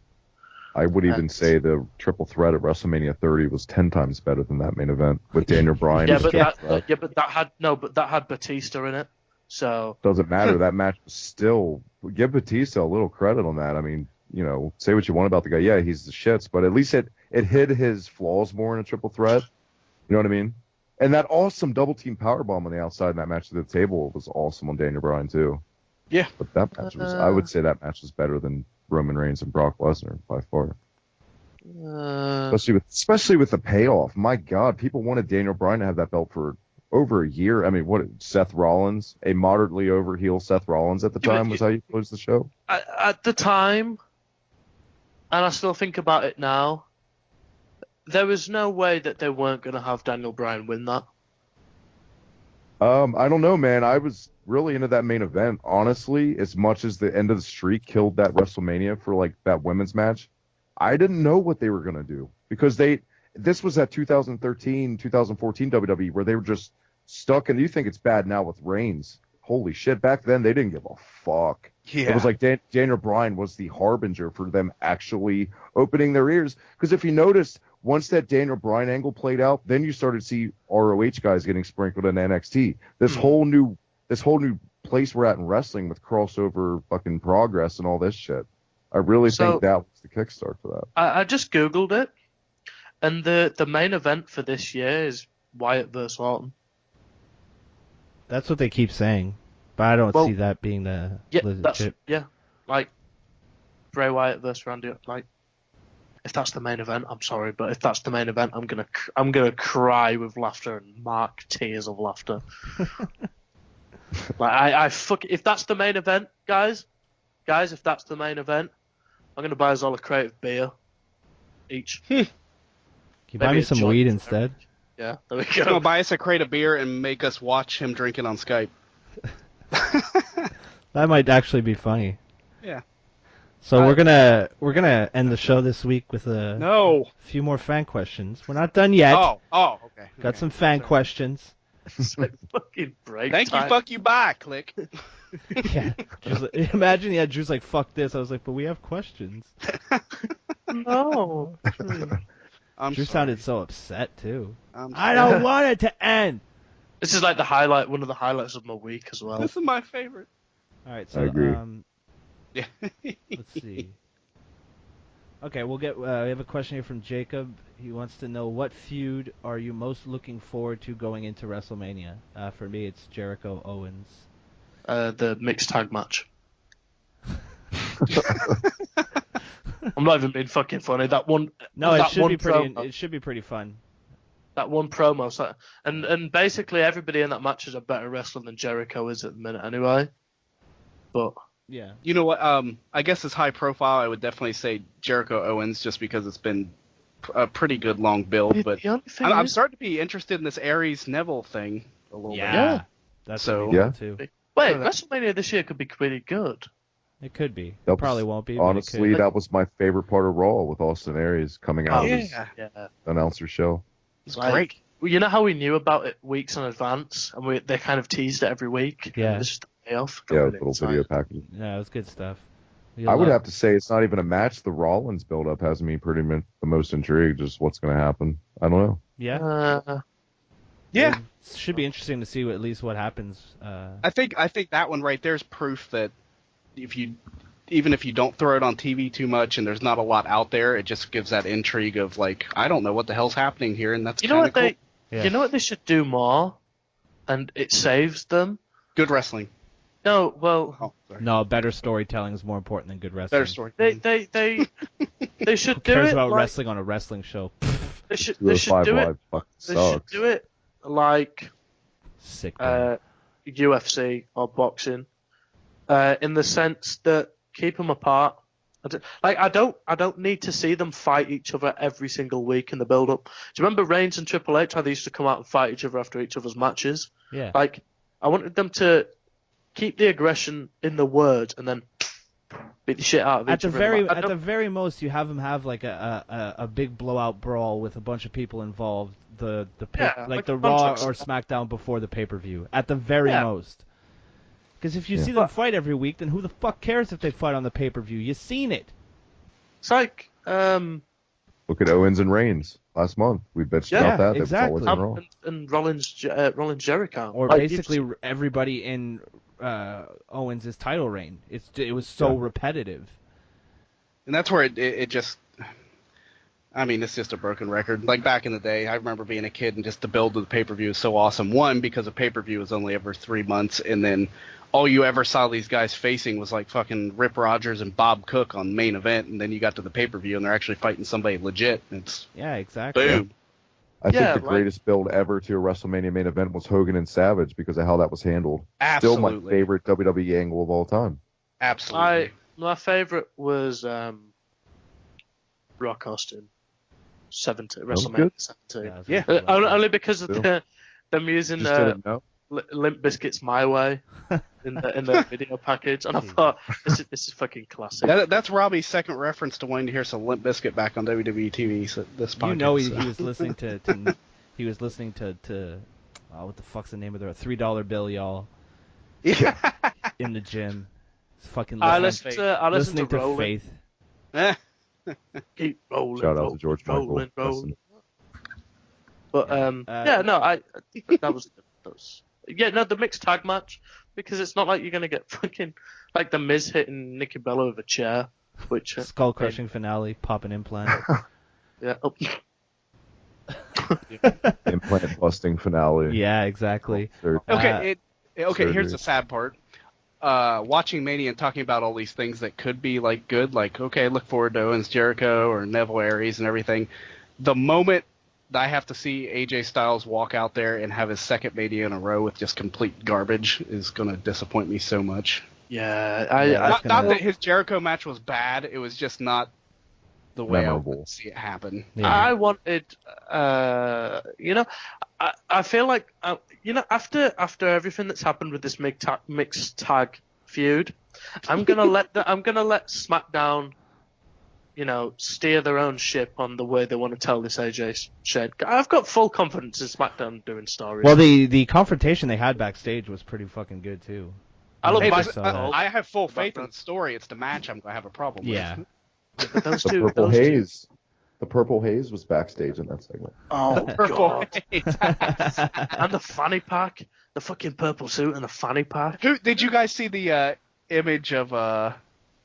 it was like a couple images of him, and it's... what the hell did it say? Something like, why does Michael Hayes always dress like he's on the Kings of Comedy tour? Michael Hayes. What a character. Purple Haze. All right, the next couple questions are from Jay. Hey, Jay. We're going to go for an off-topic one first. If we hosted an episode of Saturday Night Live, who would our musical guest be? That's easy for me. I would dig up Jim Morrison and Ray Manzarek, and I would have the Doors on. But if I had to choose someone who was alive, fuck, that could be hard. I think everybody I listen to is dead. Danzig for me. You say Danzig? I did. Oh, that's awesome. Danzig all day. By the way, your cover of Alice in Chains was really sweet. Oh, I'd have the Spice Girls, 110%. I'd have the Spice Girls on. Hell yeah, and I'd be in the fucking musical number too. Are they dead? No, they don't have to be dead. Oh my god. I'd have. Well, I don't know if it's possible now. You know what? I'd have Pink Floyd. Nice. I'm and surprised have at that them, answer. have them play. Oh, Pink Floyd are my favorite. How's the one dude who doesn't smoke weed on this show? Fucking the guy who says Pink Floyd. Hold on. You don't think I smoke? I smoke a lot of weed. I bet you do. You're full of shit. You just made the Robert. list. You're so full of shit. Are you serious? You never? Oh, okay. No, but no, that it happens. Happens maybe. Right. Well, no, maybe once a fortnight. Smoking weed, it happens. I mean, Maybe That's a t-shirt. maybe some amnesia. Maybe some. I don't even berries. remember the name of our show most of the time. But no, yeah, Pink Floyd. They can play "Shine on You, Crazy Diamond" or "Hey You." I'll walk out to that. Man, what a great fucking concert we could have. We'd have Danzig, we'd have the Doors, we'd have the Spice Girls. Jesus, the amount of fucking Roasty pills. Palooza. Could you imagine the fucking diversity in that crowd? Fantastic. It'd be beautiful. Charge $20 a drink. One There more you go. time. $20 a Wait. drink, but only $10 a joint. Keep things classy. Always. He also wants to know what is the best pro wrestling video game of all time. Raw for the Super Nintendo.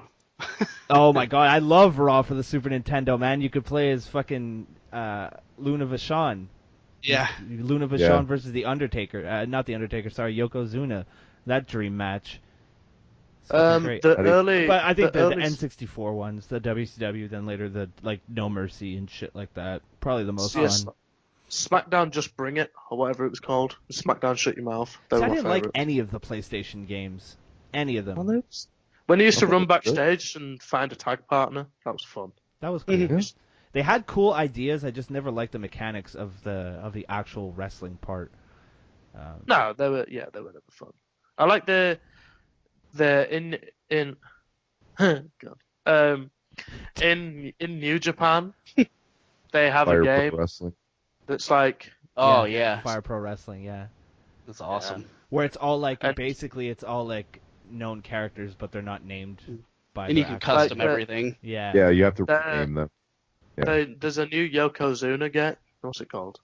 Yakuza. Sorry, Yokozuna. There's a new Yokozuna game coming out. There's a Yokozuna it's Simulator. called Yakuza 0, and it's Yeah. all the top guys in New Japan, and they're all in the game, and they're all Yeah, the, they the are. I finishes. saw that. That looks That's fucking awesome. amazing. I have not It's seen that one. No, me neither. Okada, not Tetsuya a wrestling Naito. game. But they're like mob Tanahashi. bosses or something in the game. They Like make them fucking Naito's a mob boss, and he does his Destino. Yeah. Zero. That's Just fucking finish. cool. It is. Like- It's fucking awesome. Yeah, that's my top game. I played that. I played it in My 5 minutes. top wrestling game would be WCW Backstage Assault. That was the greatest. No, Oh, it's that had seriously, that had the best fucking little vignettes though when you would like choose your wrestlers. No, that was I- Nitro. I know what you're Oh talking yes, about. it was Nitro. You're right. Those Yeah, yeah, vignettes Shit, were yeah. so good. Kevin Nash encouraged you to take someone else. He's like, you can't hang with me. Just go pick. I don't know. Go pick Hogan or something. Yeah. It's That was fucking awesome. great. That game was complete garbage besides that, though. Yeah. That was the only reason I rented that from Blockbuster. I've never returned a game so fast in my fucking life. I was like, Fire I Pro know we for just PS2. drove 10 minutes to the Blockbuster, Yes. but this game sucks. We need another one. He continues with the fire questions. He wants to know what WCW or ECW pay-per-view would we like to see turn into a WWE event? War December to games. December. War games. War games. Yeah. Yeah, seriously, War Games. Jokingly, December to December. Yeah. Yeah. Or what about? Oh wait, December to Dismember. That was the ECW pay-per-view, the notoriously awful one, right? Yeah. Yeah. But that was I've like never seen it. But Power of Doom. Yeah. Fuck I've heard- Holly. I've heard And whole- Test at a main event. in the same. You know match. the match that they had in Ready to Rumble, that cage match at the end. They did that in WCW. That was a real Russo thing, match. right? That's actually I Yeah, want they that. really did that. I want that. Yeah. That was the shit. Or the shitty electrified cage match in TNA, where like the cage was like every time someone touched the cage, like the lights would dim, like as if all the energy was like, being shot into that human being, causing the lights to dim. Like, hold that! What are you fucking killing him instantly? What are you doing? We just plug this in over here. Which promotion had you'd wrestle on the water, and if you fell out into the water, the whole fucking pool would fuck explode? yeah, that's like a Japanese thing. Yeah, have that. I've seen Sounds like that, Dragon Gate. And I know it's not them two, but that'd be fucking hilarious. Hey, can we have the scaffolding? Oh fuck! When just fucking, guys falling off a fucking scaffold. when our friend, my favorite, Jack tried to fucking throw him. When he threw Vic Grimes off the fucking, he's like, and the best thing is when New Jack is like telling the story of it happening. He's like, Vic Grimes kept saying, "I can't do it, Jack. I can't do it, Jack." And then New Jack's just like, "Oh, you go and do it, Vic." And he just fucking tosses him. And he was like, he even admits it that he was aiming for the ring post. He tried to Owen Hart him before Owen Hart stole that thunder. Motherfucker took my eye. I said, we falling today. There we go. See, it's not all natural, Robbie. See? It's got to be organic. When it's organic, it's the best. Yeah, but I think unfortunately, gentlemen, on that note, my device I'm using, someone's about to die, and I want to say bye. All right, yeah, sure, man. Thank you so much for having me again. Where can we find you on the internet? Let us know. Follow me on Twitter at TheHibikiTMD. Check me out on YouTube, HibikiTMD. Check out the Facebook group. Check out the Reset Button podcast, myself and Tannen, and Slam Pigs podcast, myself and Michael at Slam Pigs podcast, and on Facebook. All that I just wanted to get it all in before my shit just dies, and I'm not a gentleman and a scholar, and say thank you for having me. It's always a pleasure to talk some wrestling. Anytime you want to be on, man. You Yeah, say anytime. Thanks for coming back on. Fucking take my chair. Yes. Hey, the invitation's open, Slam Pigs podcast, guys. I was around. going to say I didn't mean it because I want that host revenue. No, Robbie, you're my punching bag. You're safe. Have a great evening, and thanks again, guys. Yeah, man. Thanks for coming on. Thank you, man. Bye. Fucking love that guy. Bring him on every week. Fourth chair. Fourth chair every week. Let's get him like the NWO. We're going to have so many fucking chairs. That's what we need. So many limousines. We need all the chairs. We got one more question here. It's from Ben. We're going to close out the show with this question. And I honestly, this is like the most impossible question to answer. How would you book Roman Reigns to be the face against The Undertaker? Easy. I wouldn't do it.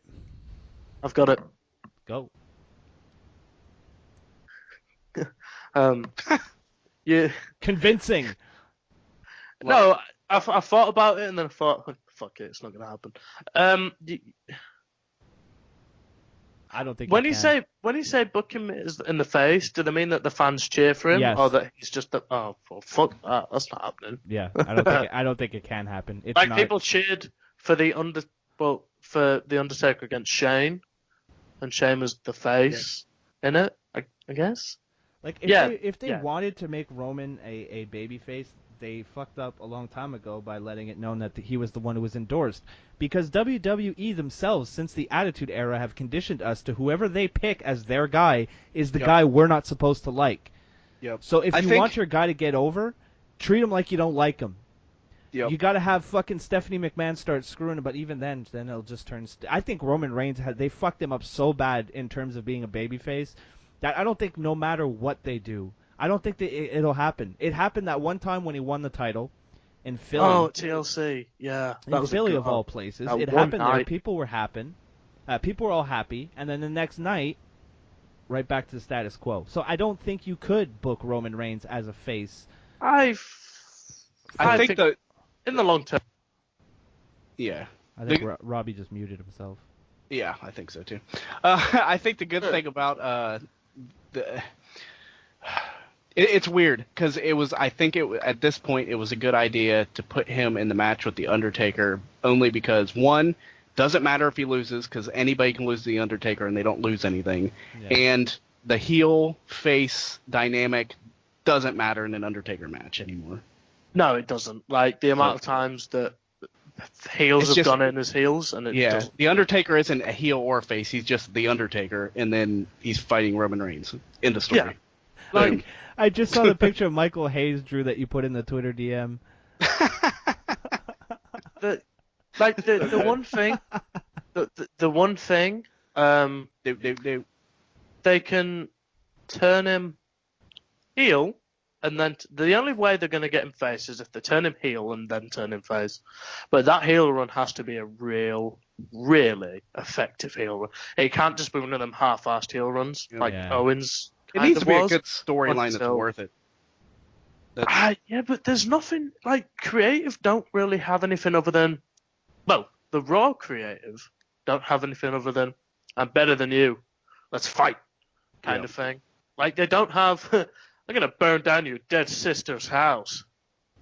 It might even be better at this point, Lane, just, I don't even know if they've tried to do that yet. I can't tell anymore. Just let him go rogue and just, he doesn't give a shit, and that's it. I would, okay, I know the perfect way to turn him heel. Jesus Christ. Have him retire The Undertaker. Yeah, that's what's going to happen. What I mean is, okay, so he loses, and the Undertaker goes for the handshake after the match, and Reigns beats the shit out of him. I don't even care. Steel chairs. And then rips off the vest and walks away. Well, yeah, I guess. Fucking vest. Rips off his vest. Yeah, and just like fucking Superman punches till he's in a pool of blood. I would love to see the heel turn of him losing to the Undertaker, and then after the match, he just fucking destroys him. Because he's going to be booed anyway, so why not? Might as well earn it. Yep. Fuck it.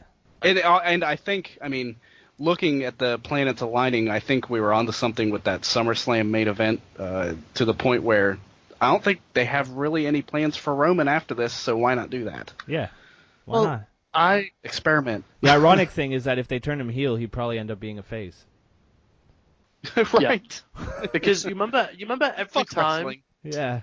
You remember every time he does the ass kicker stuff, and people really enjoy it. Yeah. And then next week, like, you know the fucking segment where building up to Mania, people are obviously cheering for Triple H.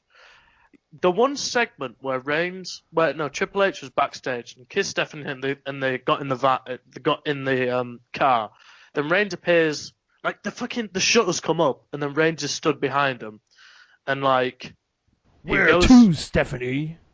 No, he goes like the car's waiting to leave the arena but it's facing some shutters. The shutters come up, Reigns is behind him, and he pulls Triple H out of the car and just fucking hammers him with a load of like fucking fists, as gay as that sounds. It's like, he's beating the shit out of him, and then he drives off, and the whole crowd was like, "Holy shit, that was sick!" And then obviously the next week they probably fucked it up. But the thing is with Reigns, they're gonna boo him anyway. Give him a reason to boo him. Yeah. In the build-up, put Undertaker through a table. Let's do something. Don't just be like, I'm not a good guy. I'm not a bad guy. Don't have him do all that. Actually, you know what? I say that segment was really cool. That fucking those 3 lines. Yeah, it was a total heel promo. It's like they do it. That's what they do. Like they it's like fucking putting a carrot in front of a donkey. That's the way the WWE treats the universe with Reigns. You want the heel turn? Come get it. Well, I think you're onto something for the fact of, I think the best way to go with him at this point is keep him off the mic completely. He doesn't need to talk, and then just have him beat the shit out of everybody he comes into contact with. Yeah. Yeah, I agree with that. I mean, even like after matches, just like he gets the pinfall and then he beats the shit out of them anyways and then just leaves. Done. Yeah, we don't need to know why you did it. You just fucking do it. Yeah. Almost like the Brock on John Cena when he won the title. Like, everybody loved Brock after that because he beat the shit out of him. Yeah, exactly. Busted him open and everything. Yeah. Just have him be a badass. That's it. But they don't... I think they struggle to book a badass in this era. Yeah. Because they don't know what one is. Book anything in this era. It's like they've forgotten who the Steve Austin was. They don't even have to, like... They don't have to give him catchphrases. They don't have to give him a fucking vest and some jean shorts. That kind of thing. The vest. Yeah, the vest that he stole off Stan Hansen. They don't have to do all that. All they have to do is just let Reigns be Reigns. Because Reigns deep down, he knows that he's trying to be a heel. But they're just the creative. Yeah. All they, those damn Make-A-Wish kids ruin it. Poor Robbie. We have to stop him from talking about this. It's literally hurting him. Where can we find you, Robbie? Yeah. The thing is, it really does. It's the only topic in WWE that really annoys me. Yeah. On I a can consistent understand. basis, because I'm such a huge Reigns fan, and I've protected him as my own child for well over 2 years now. That's why you're the fucking king of the marks, Robbie, because you say shit like that. I could sing WWE themes all day long, but as long as you keep saying things like that, I'll be fine. Yeah. I'll never be the king. But that's okay. I will accept. Hey, That's fine. Honestly, I protect him so much from those fucking fans on social media. It's not an easy thing to be a Roman Reigns fan, and No, WWE certainly doesn't make it easier on you. So I can feel you on that one. The thing that pisses me off is that I think, I think we all think that WWE know exactly how to book this guy, and they just won't do it. I think there's something, I don't want to say higher powers and it's me, Austin, but I think somebody is no, don't do it. Let's piss him It's off. Vince McMahon's ego. That's it. Yeah. Oh, it's just so sad though, because he could be the top guy and people would fucking love it. Vince has a vision for him. That's clear. He has a vision for Reigns, and no matter what the outcome of his storylines are, Vince McMahon is going to stick to this one narrative, and it's Roman Reigns is the top guy of the company, and that's just the way he knows people are going to tune in, even though it's less and less. But, yeah, it's annoying. It disappoints me. They did it with Lesnar. You know how Lesnar beat the streak, and then people fucking hated him for it, Yep. even though it's creative. All you have to do is do one. It doesn't have to be kill somebody's family. It doesn't have to be I did it for The Rock. All you have to do is just have him beat up The Undertaker. He keeps saying, this is my ring, old man. Oh, I'm sorry to interrupt you, Ryan, but I just looked at the thumbnail for this week, and Drew's head is comically small for the size of the body. Is it? It's so fucking funny. And my head is comically large, and Robbie, you have a helmet on, which was a nice touch, and then Travis's head is big too. Oh, fuck, it's so good. Wait, why is part of my face missing? Because it's under a helmet. No, as in, there's someone's taking a bite out of my cheek. There is, isn't there? Really? Yeah. Leave it that way. Leave it like that. He looks like he's deformed. He looks like he's James Ellsworth. Oh, right. That's so good. Great. Well, and on that note, boys, I think we're going to end this show for this week. I think we've covered a variety of topics. We've gone off topic for more than we were actually on topic, but that's just the way we do things here at the Kayfabe Today podcast. That's wrestling. Drew, where can we find you online? At Drew Ortman and KayfabeToday.com for Robbie? all your wrestling. Robbie, it's your turn. It's the best part of the show. I want to plug myself. With what? You do that after the show, Robbie. I took a break from writing, and I'm slowly coming back to offer my services to Kayfabe Today again after a short absence. I'm no longer writing for Ring of Honor because Kevin Kelly's gone, and I don't have a contact. I've not emailed them. And also, aside from saying Ring of Honor and hey Ring of Honor, how you doing? I want to plug Strong Style brand. Sorry, I can't do it because I'm smiling. He just had some. If you want to go sip. to a show, stand by the ring, wrestle in the ring, look at the ring, go shopping for a ring, couple in rings, hit the gym, lounge around, lie down. Strong Style Clothing has you covered for every activity or situation. If it ain't strong style, it ain't worthwhile. Boom.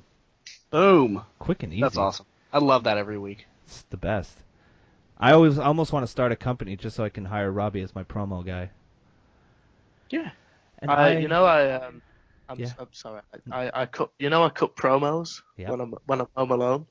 Do you? I bet you do. Like I'll cut a promo on the dishwasher for not working. Oh fuck! You come into my kitchen. I would actually like to see that. You should start a YouTube channel of you cutting promos on just fucking random things in your daily life. They're actually like Dusty Rhodes level promos as well. That's amazing. Well, when you cut a promo on the dishwasher, how does she feel about it? Oh, wow! A little misogyny. Love it. God damn. That's a good one, I Drew. just high-fived the laptop. Robbie's parents walk by him and just shake their head. They're like, "What the fuck?" They shake his head. I think it's the Beverly Hills. Boys, I am Eric. You can find me on Twitter at MTLBroski. The YouTube channel's been doing well, so thank you for your support. But I'm tired of it, so I want you all to unsubscribe. I don't want you to listen to this show ever again. In fact, all of you annoy me. So. Do you actually think somebody listens aside from me to the whole show? Really? I know for a fact that there is. I can see. Fuck. I can see the watch Shit. time. We have a really strong 18 to 24 demographic, which is good. Oh, nice. I actually sold the 2 T-shirts today. It's good times. Nice. It's not Young Bucks level, but I don't suck a bunch of dick, so I can't get through a whole show without shitting on the Young Bucks. I have some pretty good videos out recently. I just started playing Doom. It's been a good time if you like watching me shoot things and laugh at all the violent things that I'm doing. That's a good watch. You could definitely check out my tattoo vlog video, now over 14,000 views, heading over to 15,000 here shortly. So you should check that out. That was good stuff. You could check out my Pro Wrestling Tees store at prowrestlingtees.com/FTITM. Got 4 designs, very close to being able to kind of go a little bit crazier with designs, as well as different colors of T-shirts. People are always like, "Oh, why do you take black and white? Why are all your T-shirts black and white?" Because those are the colors, well, shades, I guess, that go with everything. So I just make it as easy for people to think about. But a few more T-shirts sold, and I'll be able to release the same designs in different colors. So if you want different colors, just buy a couple T-shirts you don't want. And then when the new colors are out, the ones that you really want, you can just buy those too. That's how capitalism works. And I'm going to be the king of the castle by selling T-shirts. And if you fuckers don't buy T-shirts and make me get a real job, I'm going to fucking come to your houses and kick you in the fucking nuts. And if you don't have nuts, I'll kick you in the fucking neck. There you go. Yeah. I always believe that if you don't threaten people, they won't buy your stuff, so... Well, I wonder how disappointed people are when they actually meet me and they realize that I'm not angry all the time. Most of the time I'm just like... I expect hugs all around at SummerSlam. What's that? At SummerSlam. Well, shit, apparently me and Drew should come to the UK because getting a live fucking podcast in the UK seems to be pretty fucking easy. Seem to give it out to any dumb people who want to fucking do it, so... Me and Drew should come over down there and fucking take that podcasting scene by storm. I would fucking love, Robbie, I would love, my face is pressed up as closely to the mic as it could possibly be right now. I would fucking love to go on a UK British wrestling rant. Live, in the UK. I would love it. Oh, because that's going to put some butts in seats. Are you kidding? There's such a good chance that I get my fucking head kicked in. Of course, it'll be sold out. The reference. No, I got the reference. I'm just saying. Be fucking dope. Well, ladies and gentlemen, if you made it this far, reevaluate your life. And if you don't want to do that, you can come back next week where you will find Drew, Robbie, and myself right here on the Kayfabe Today podcast. Niggers. Dude, I'm totally putting that in. No.